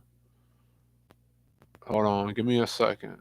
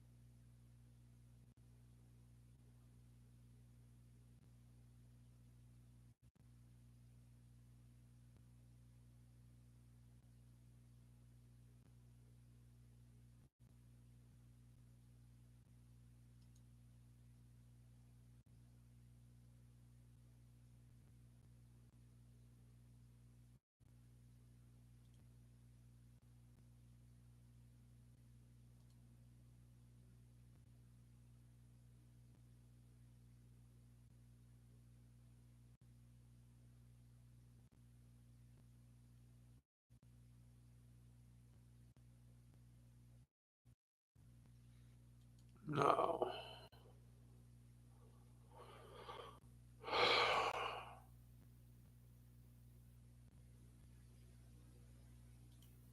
Forgive me, folks. Give me. Hold yourself accountable to me. Follow my lead. Because I don't believe in that new age leadership bullshit right over there. You gonna follow my fucking lead. Oh, get the fuck out.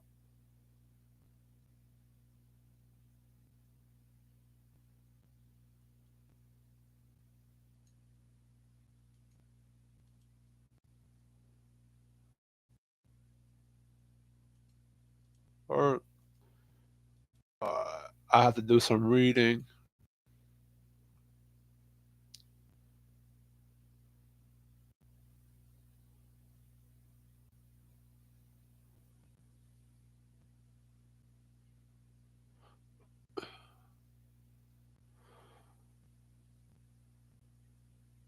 Now, let me share this.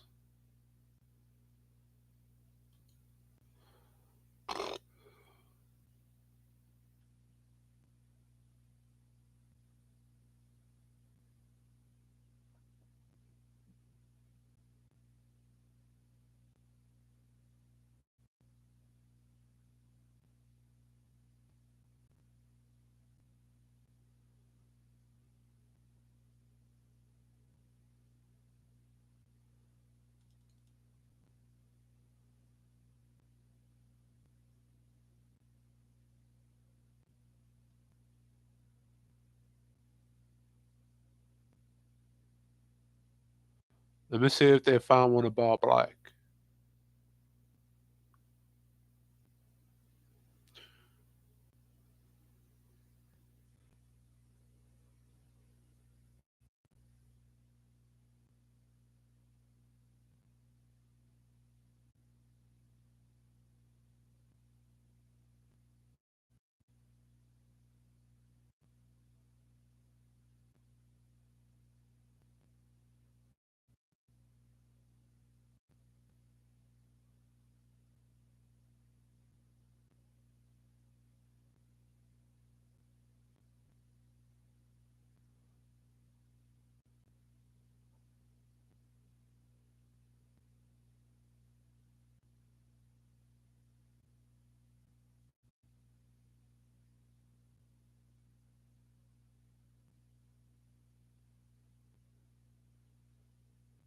Hold on. Let's look at this.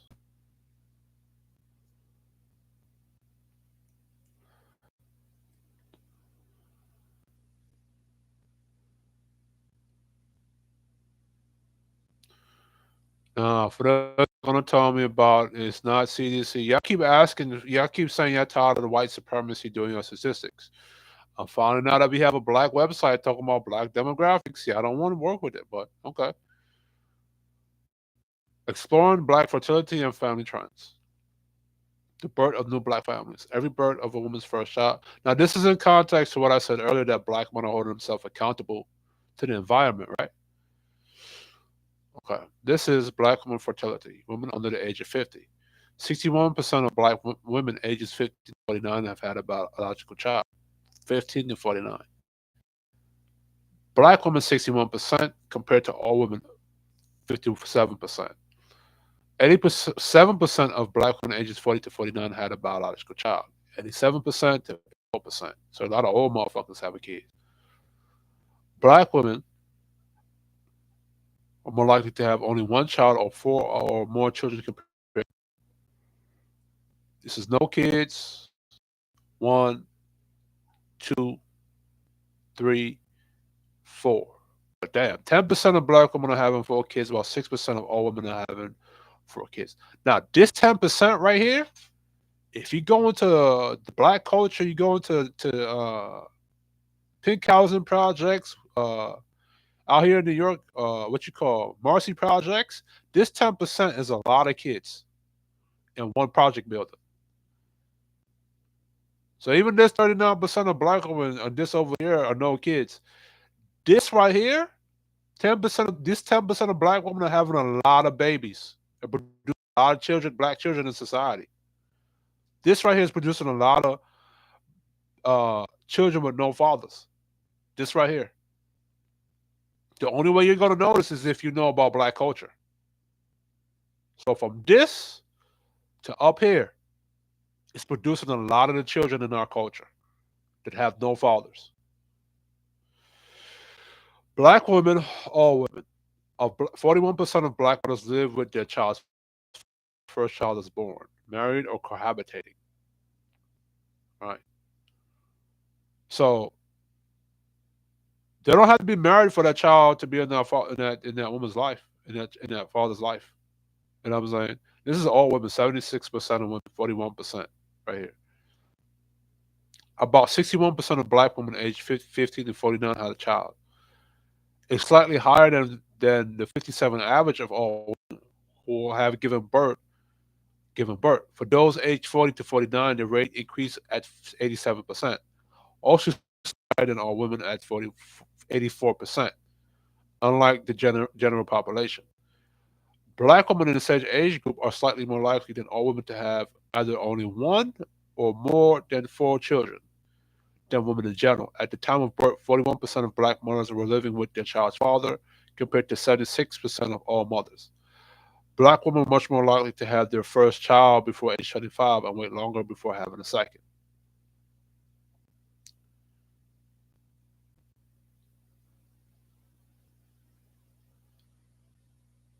Now, that's in general.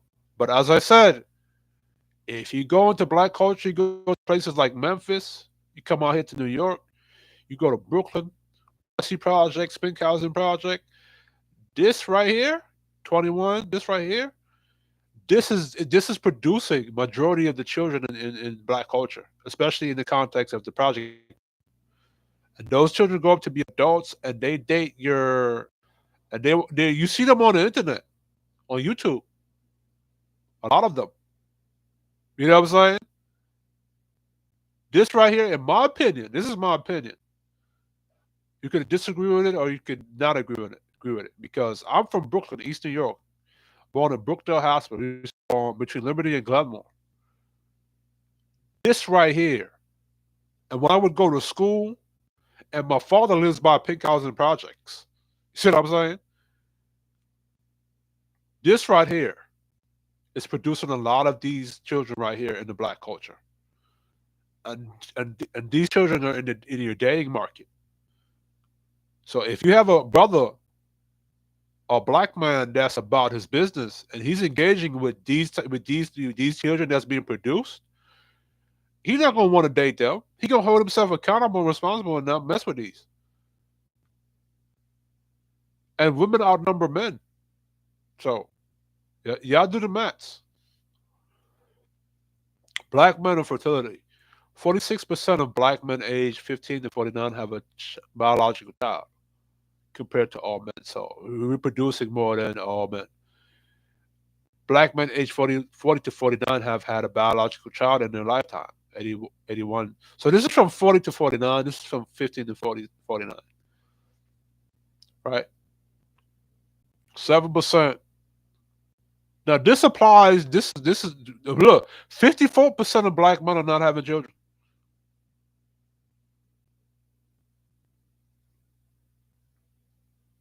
Right? Look at this compared to this. This is significantly more, or a couple percent higher percent more than this. Up here, 20% more black women are having two or more children. Up there again. So this is breeding with this. You see what I'm saying? This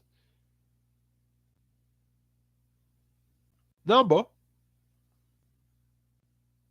in the projects is breeding with a lot of this, and even some of this. So 54% versus the 39% with no kids. 54% versus the 39% with no kids. Uh, live with their child father when their first child is born. Okay, live over here. 66% of black fathers live with their child's mother when their first child is born. Uh huh. Uh huh. So black men are being fathers in their house more than black women are being mothers to their child.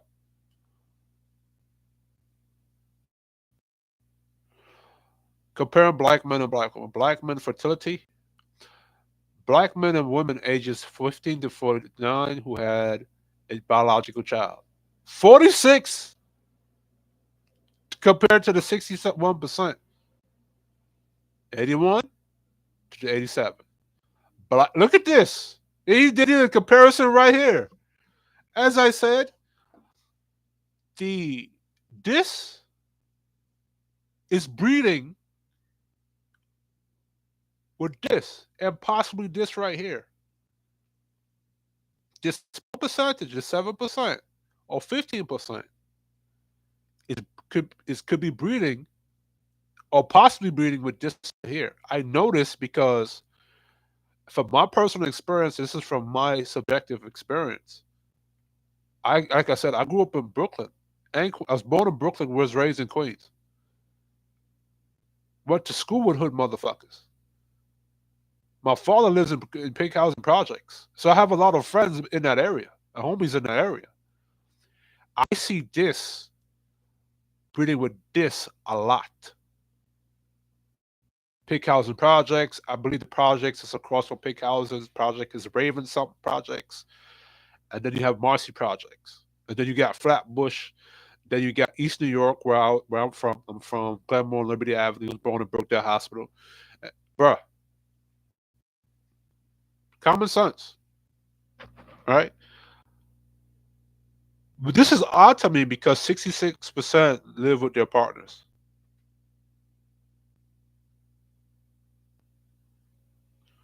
So I mean, there's some black women here that, but even so, that's still a small percentage. And there's a gap of uh, men that are childless here, which I think this is what fuels it. All right, keep going. There are some important factors to keep in mind about the black community's family pattern. There are over 300,000 more black women than men. Despite this, there are more than 500,000 married black men than black women. Black men are twice as likely to marry outside their race than black women. Also, according to the report, there is 1 million more black women with children than black men. Damn, 1 million more? Dude. 46% of black men aged 15 to 49 had a child. to 61% of black women by their 40s. By their 40s. So black men under the age of 40 are having less children than black women. We're closer with black men at 81% and black women at 87%. Black women were more than twice as likely to become mothers before the age of 25, and black men are twice as likely to become fathers after the age of 25. This led with the higher likelihood of young black mothers with children from men in older age brackets and supports the statistic that black men were more likely to live with the mother of their firstborn child. This difference influences family dynamics and also explains why mothers who had their first child at a young age were more likely than all women to have child with a different partner when they get older. So this is talking about when they're first with each other. And in black culture with how we operate with our relationships, we'll be cohabitating with each other with the first birth of each other's child, and then break up. And a lot of times with this one over here, you'll have black women over here breeding with black niggas over here and creating this, and then move on and breed. Either these would breed with the same niggas in this bracket over here, and this is most likely in low income areas right here, like in Memphis and in New York. All right, let me find something else.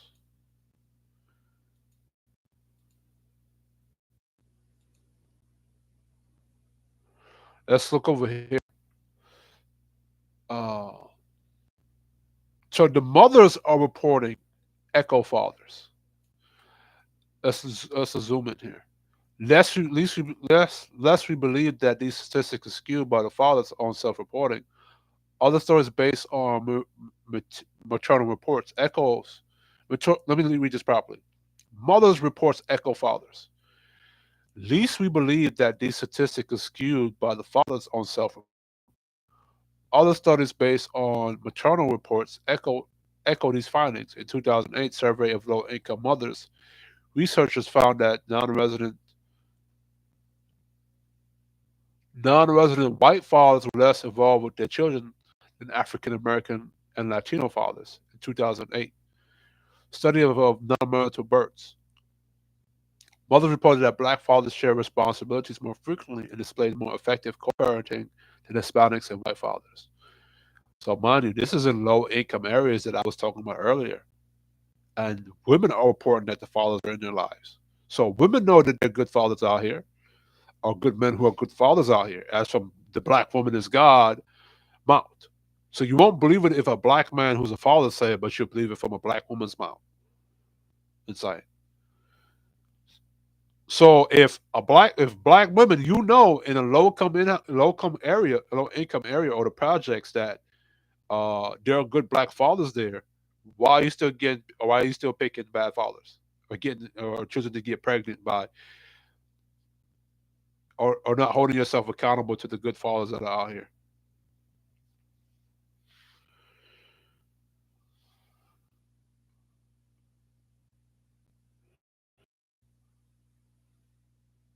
Oh, look at this.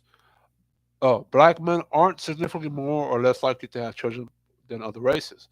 Census reports show that about 75% of white men, 80% of black men, 81% of Asian men, and 83% of Hispanic men ages 40 and 49 have kids. On average, black men have or expect to have 2.4 children. That number is two. That number is 2.5% for Hispanic men, 2.1% for white men, and 2.1 for Asian men. According to the 2010 report, we conclude that fatherhood is equally important to black men as men of other races. So this is talking about black men between the ages of 40 and 49 have children.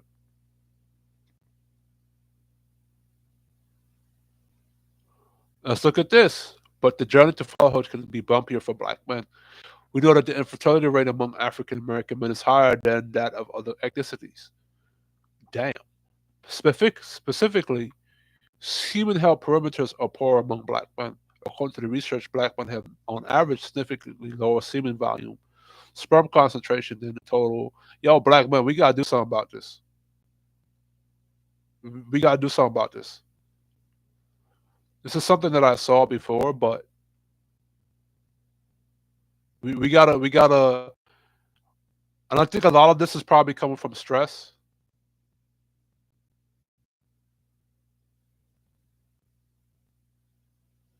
a lot of what we eat, um, and black men, we gotta start dictating our lives better. You know what I'm saying? Stop dealing with women that are choosing not to be the reflection of you. All right? Let's see something else here. Black men under 30 who are childless.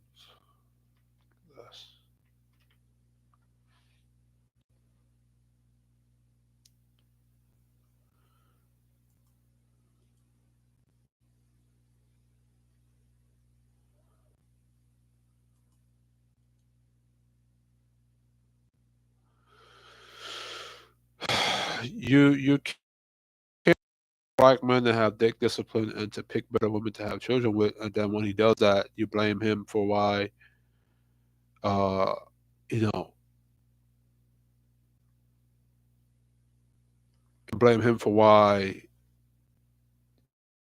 he's not getting married or having children by black women.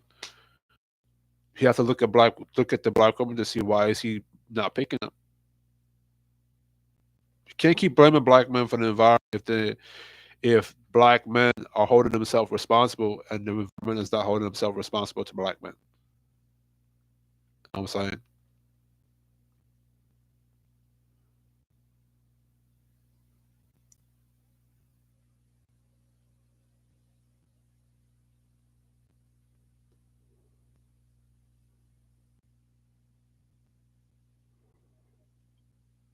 Okay.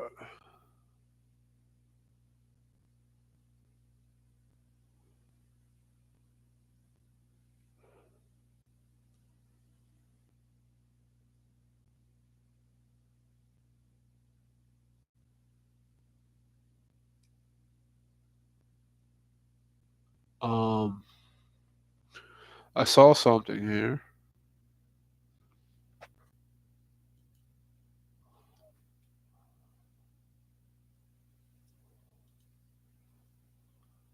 I think I read from this already. No, I think I read from this because the black demographics is coming from ACDC, the disease control for.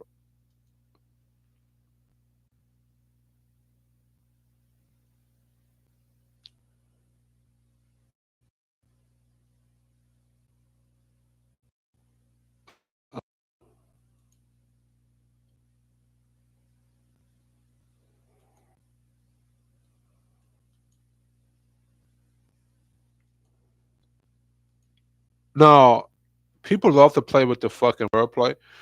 Just because it's a fatherless home does not mean that the father is not involved.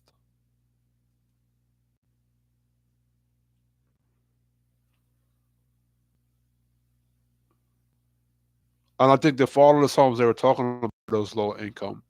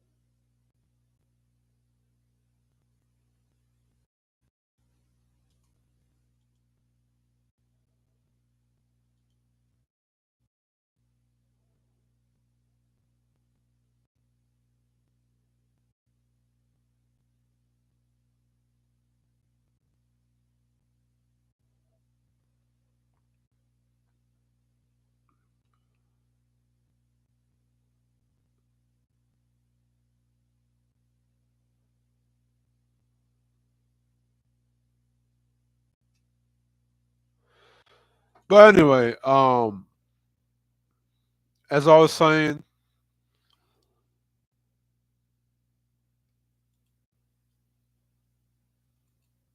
where was I?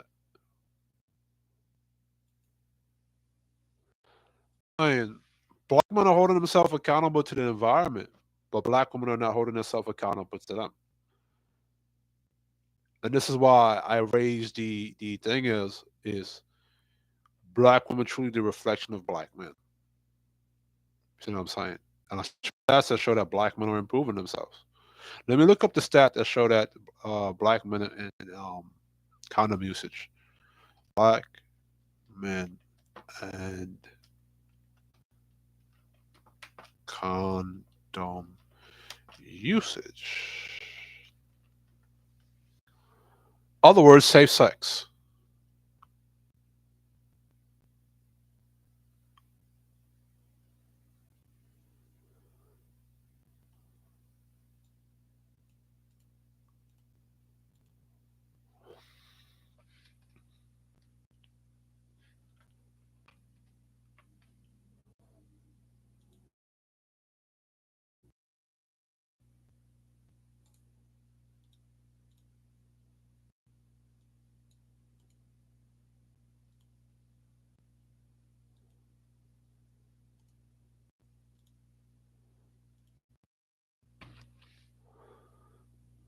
Huh?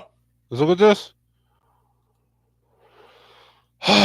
According to this 2017 CDC data brief, 54.3% of non-black men use condoms during their last sexual encounter, compared to 44.2% of non-Hispanic white men and 42.1% of Hispanic men.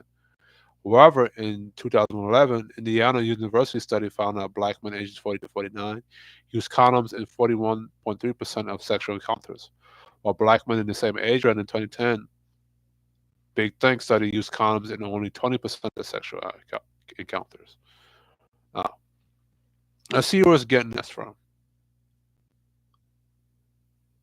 Oh, use of male condoms was highest among never married men, 60.8%, followed by formerly married men, 35.2%, and cohabitating men, 23.5%.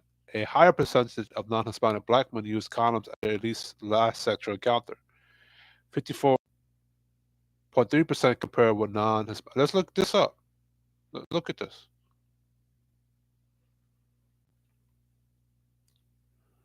Look at this.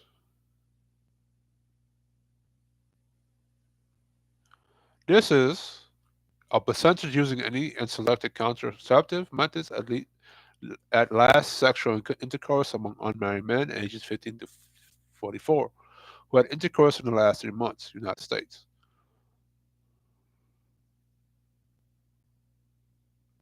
Any contraceptive method, high. This is a 2011 to 2015. Any male contraceptive method, high. Male condom, high. Withdrawal, vasectomy. So contraceptives are being used. Among unmarried men who had sexual intercourse in the last 3 months, use of contraceptive methods decreased, with the increase in age gaps ranging from 94.9% of men aged 15 to 19 to 72% to 72.4% of men aged 34 to 44.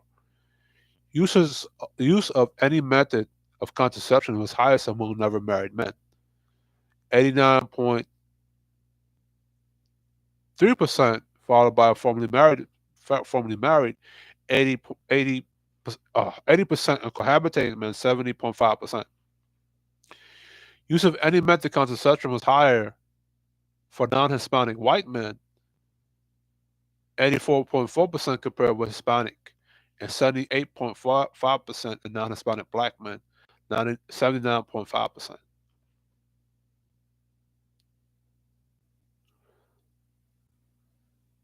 So this is high. Let's look at where's well it talks about the non-Hispanic black men. So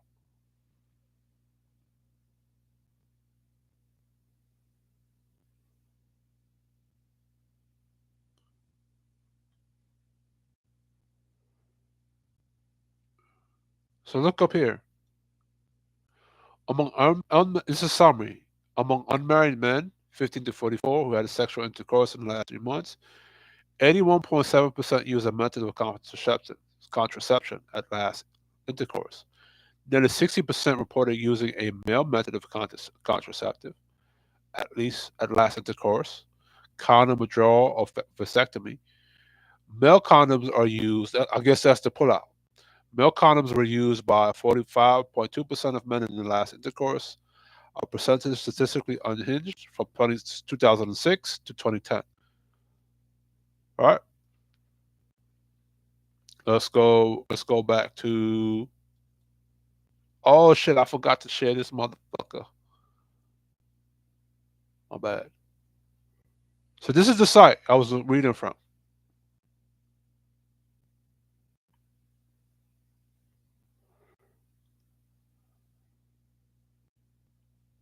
Look at this. A higher percentage of unmarried non-Hispanic black men use a male condom compared with Hispanic and non-Hispanic white men.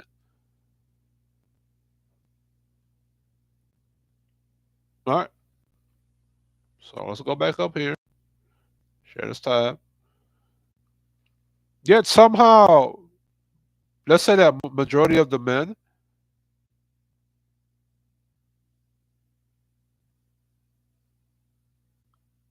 even here, 37% of black men use a condom at the time they had a vaginal intercourse compared to 22% of white men.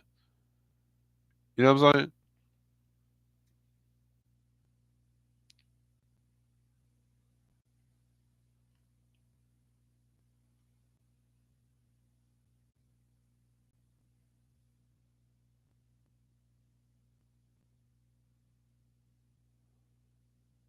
Scroll here. This is from BET.com.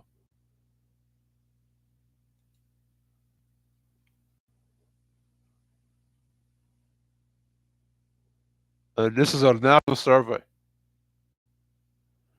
Black men, I don't want to look at, use rises until the age 50, with condoms involved, and 41.3% of the sexual encounters among black men ages 40 to 49. The trend opposite among white men, where whose condom use has decreased as they age. Rates of STI, sexually transmitted infection testing among young women compared to young men, and they start to receive routine gynecological care when men don't really have any regular screenings. Dr. Reese says health providers encourage safer sex practices among women when they start these exams, which is earlier than when men start to receive that same messages. Dr. Woodward also suspects that some of the differences can be attributed to men's non-monogamy. If you ask men if they use condoms with all partners, they don't use them with steady girlfriends, she says. Perhaps another elephant in the room, the study didn't ask the race of the participants' sexual partners. No matter how you slice it, even the highest condom rates aren't high enough for the community entrenched in HIV/AIDS epidemic. Amongst who? Black men or black women?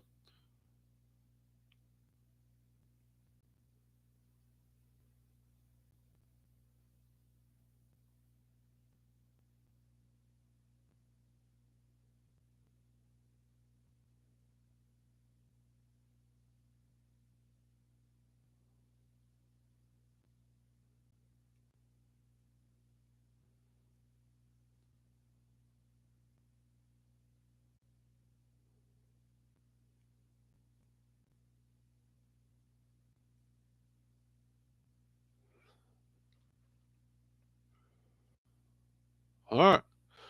So black men are stepping up with their damn condom usage. Let's look at something else.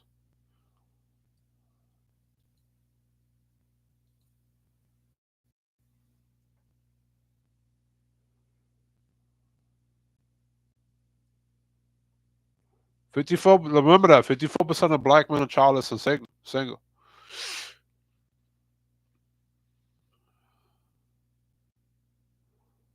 We go back to this. No, not this. This guy right here, Keith Lamar.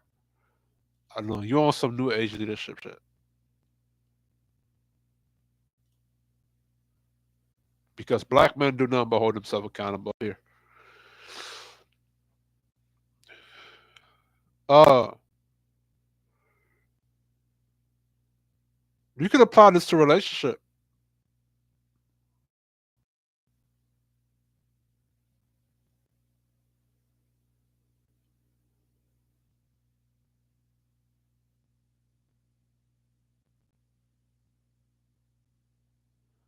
Black men do create accountability amongst themselves, and that has been applied. But black women seem to not be the reflection of that in general. But on a subjective level, black women choose to hold themselves accountable to the wrong type of guy and not to the great type of guy or the right type of guy. You see what I'm saying? And a lot of niggas on the internet, they like to be subjective about what's a good guy or what's a good dude. They don't want to give an objective of what a good dude is. It's because black women would have to hold themselves accountable to why the fuck you keep being disrespectful to that objective good guy.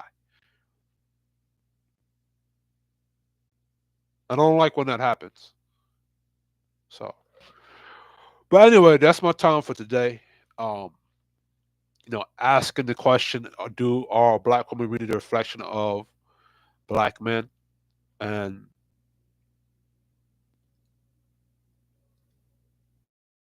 let me see this. Let me share this tab right here. This is a woman writing this. Shannon Howard. Accountability is key to achieving business results, and yet many business leaders fail to hold employees accountable.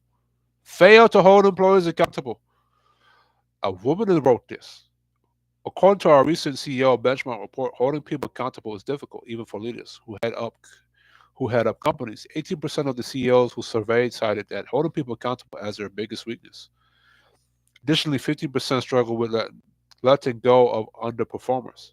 When done right, enforcing accountability leads to business outcomes and increased confidence for the employees who follow through. Letting go of underperformers.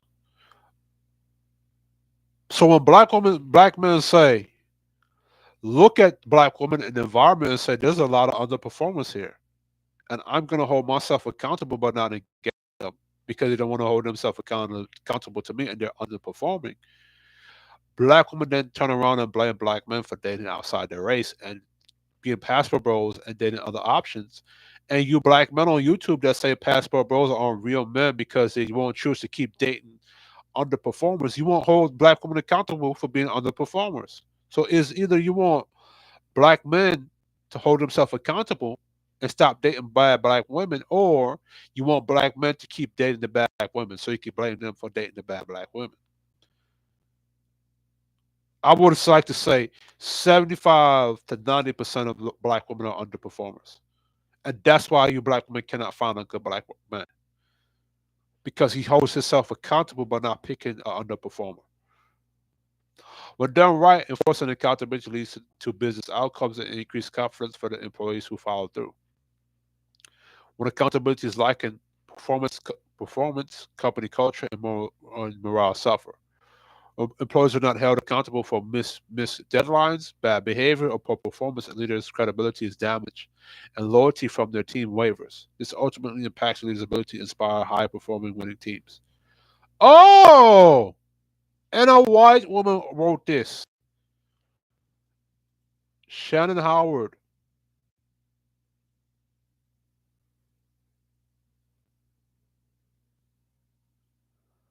Shout out to Shannon Howard. So she understands what you men fail to understand about holding those employees in a workplace accountable. And when accountability is lacking, performance and company culture or black culture and morale suffer. When employees are not held accountable for missed deadlines and bad behavior or poor performance, a leader's credibility is damaged. So when black men don't hold black women accountable, his credibility is damaged. And part of the process of holding black women accountable is calling out their bad behavior.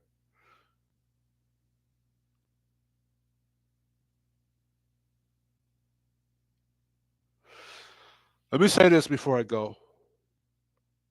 When people like Angerman, Anton Daniels, Mr. Fantastic, and Tommy Sotomayor point out the bad behavior of black women, or you want to call it complaining, it's really not complaining. It's pointing out the bad behavior, right? It's not black men taking accountability from themselves. Yeah, they're holding himself accountable, but at the same time, he has to hold the woman accountable to the black man's accountability. And when they point out the bad behavior, it's saying that the black men do not like this. And if black women are choosing not to hold themselves accountable or choosing to go the opposite direction or keep misbehaving, then you cannot keep blaming the black men. You got to blame the black women on why they keep following or keep being the thing that black men are pointing out that they do not like. And with that said, this is Kish Yardie Gamer Nation. Hit the like, hit the subscribe. Um, yeah, black women are not the reflection of black men.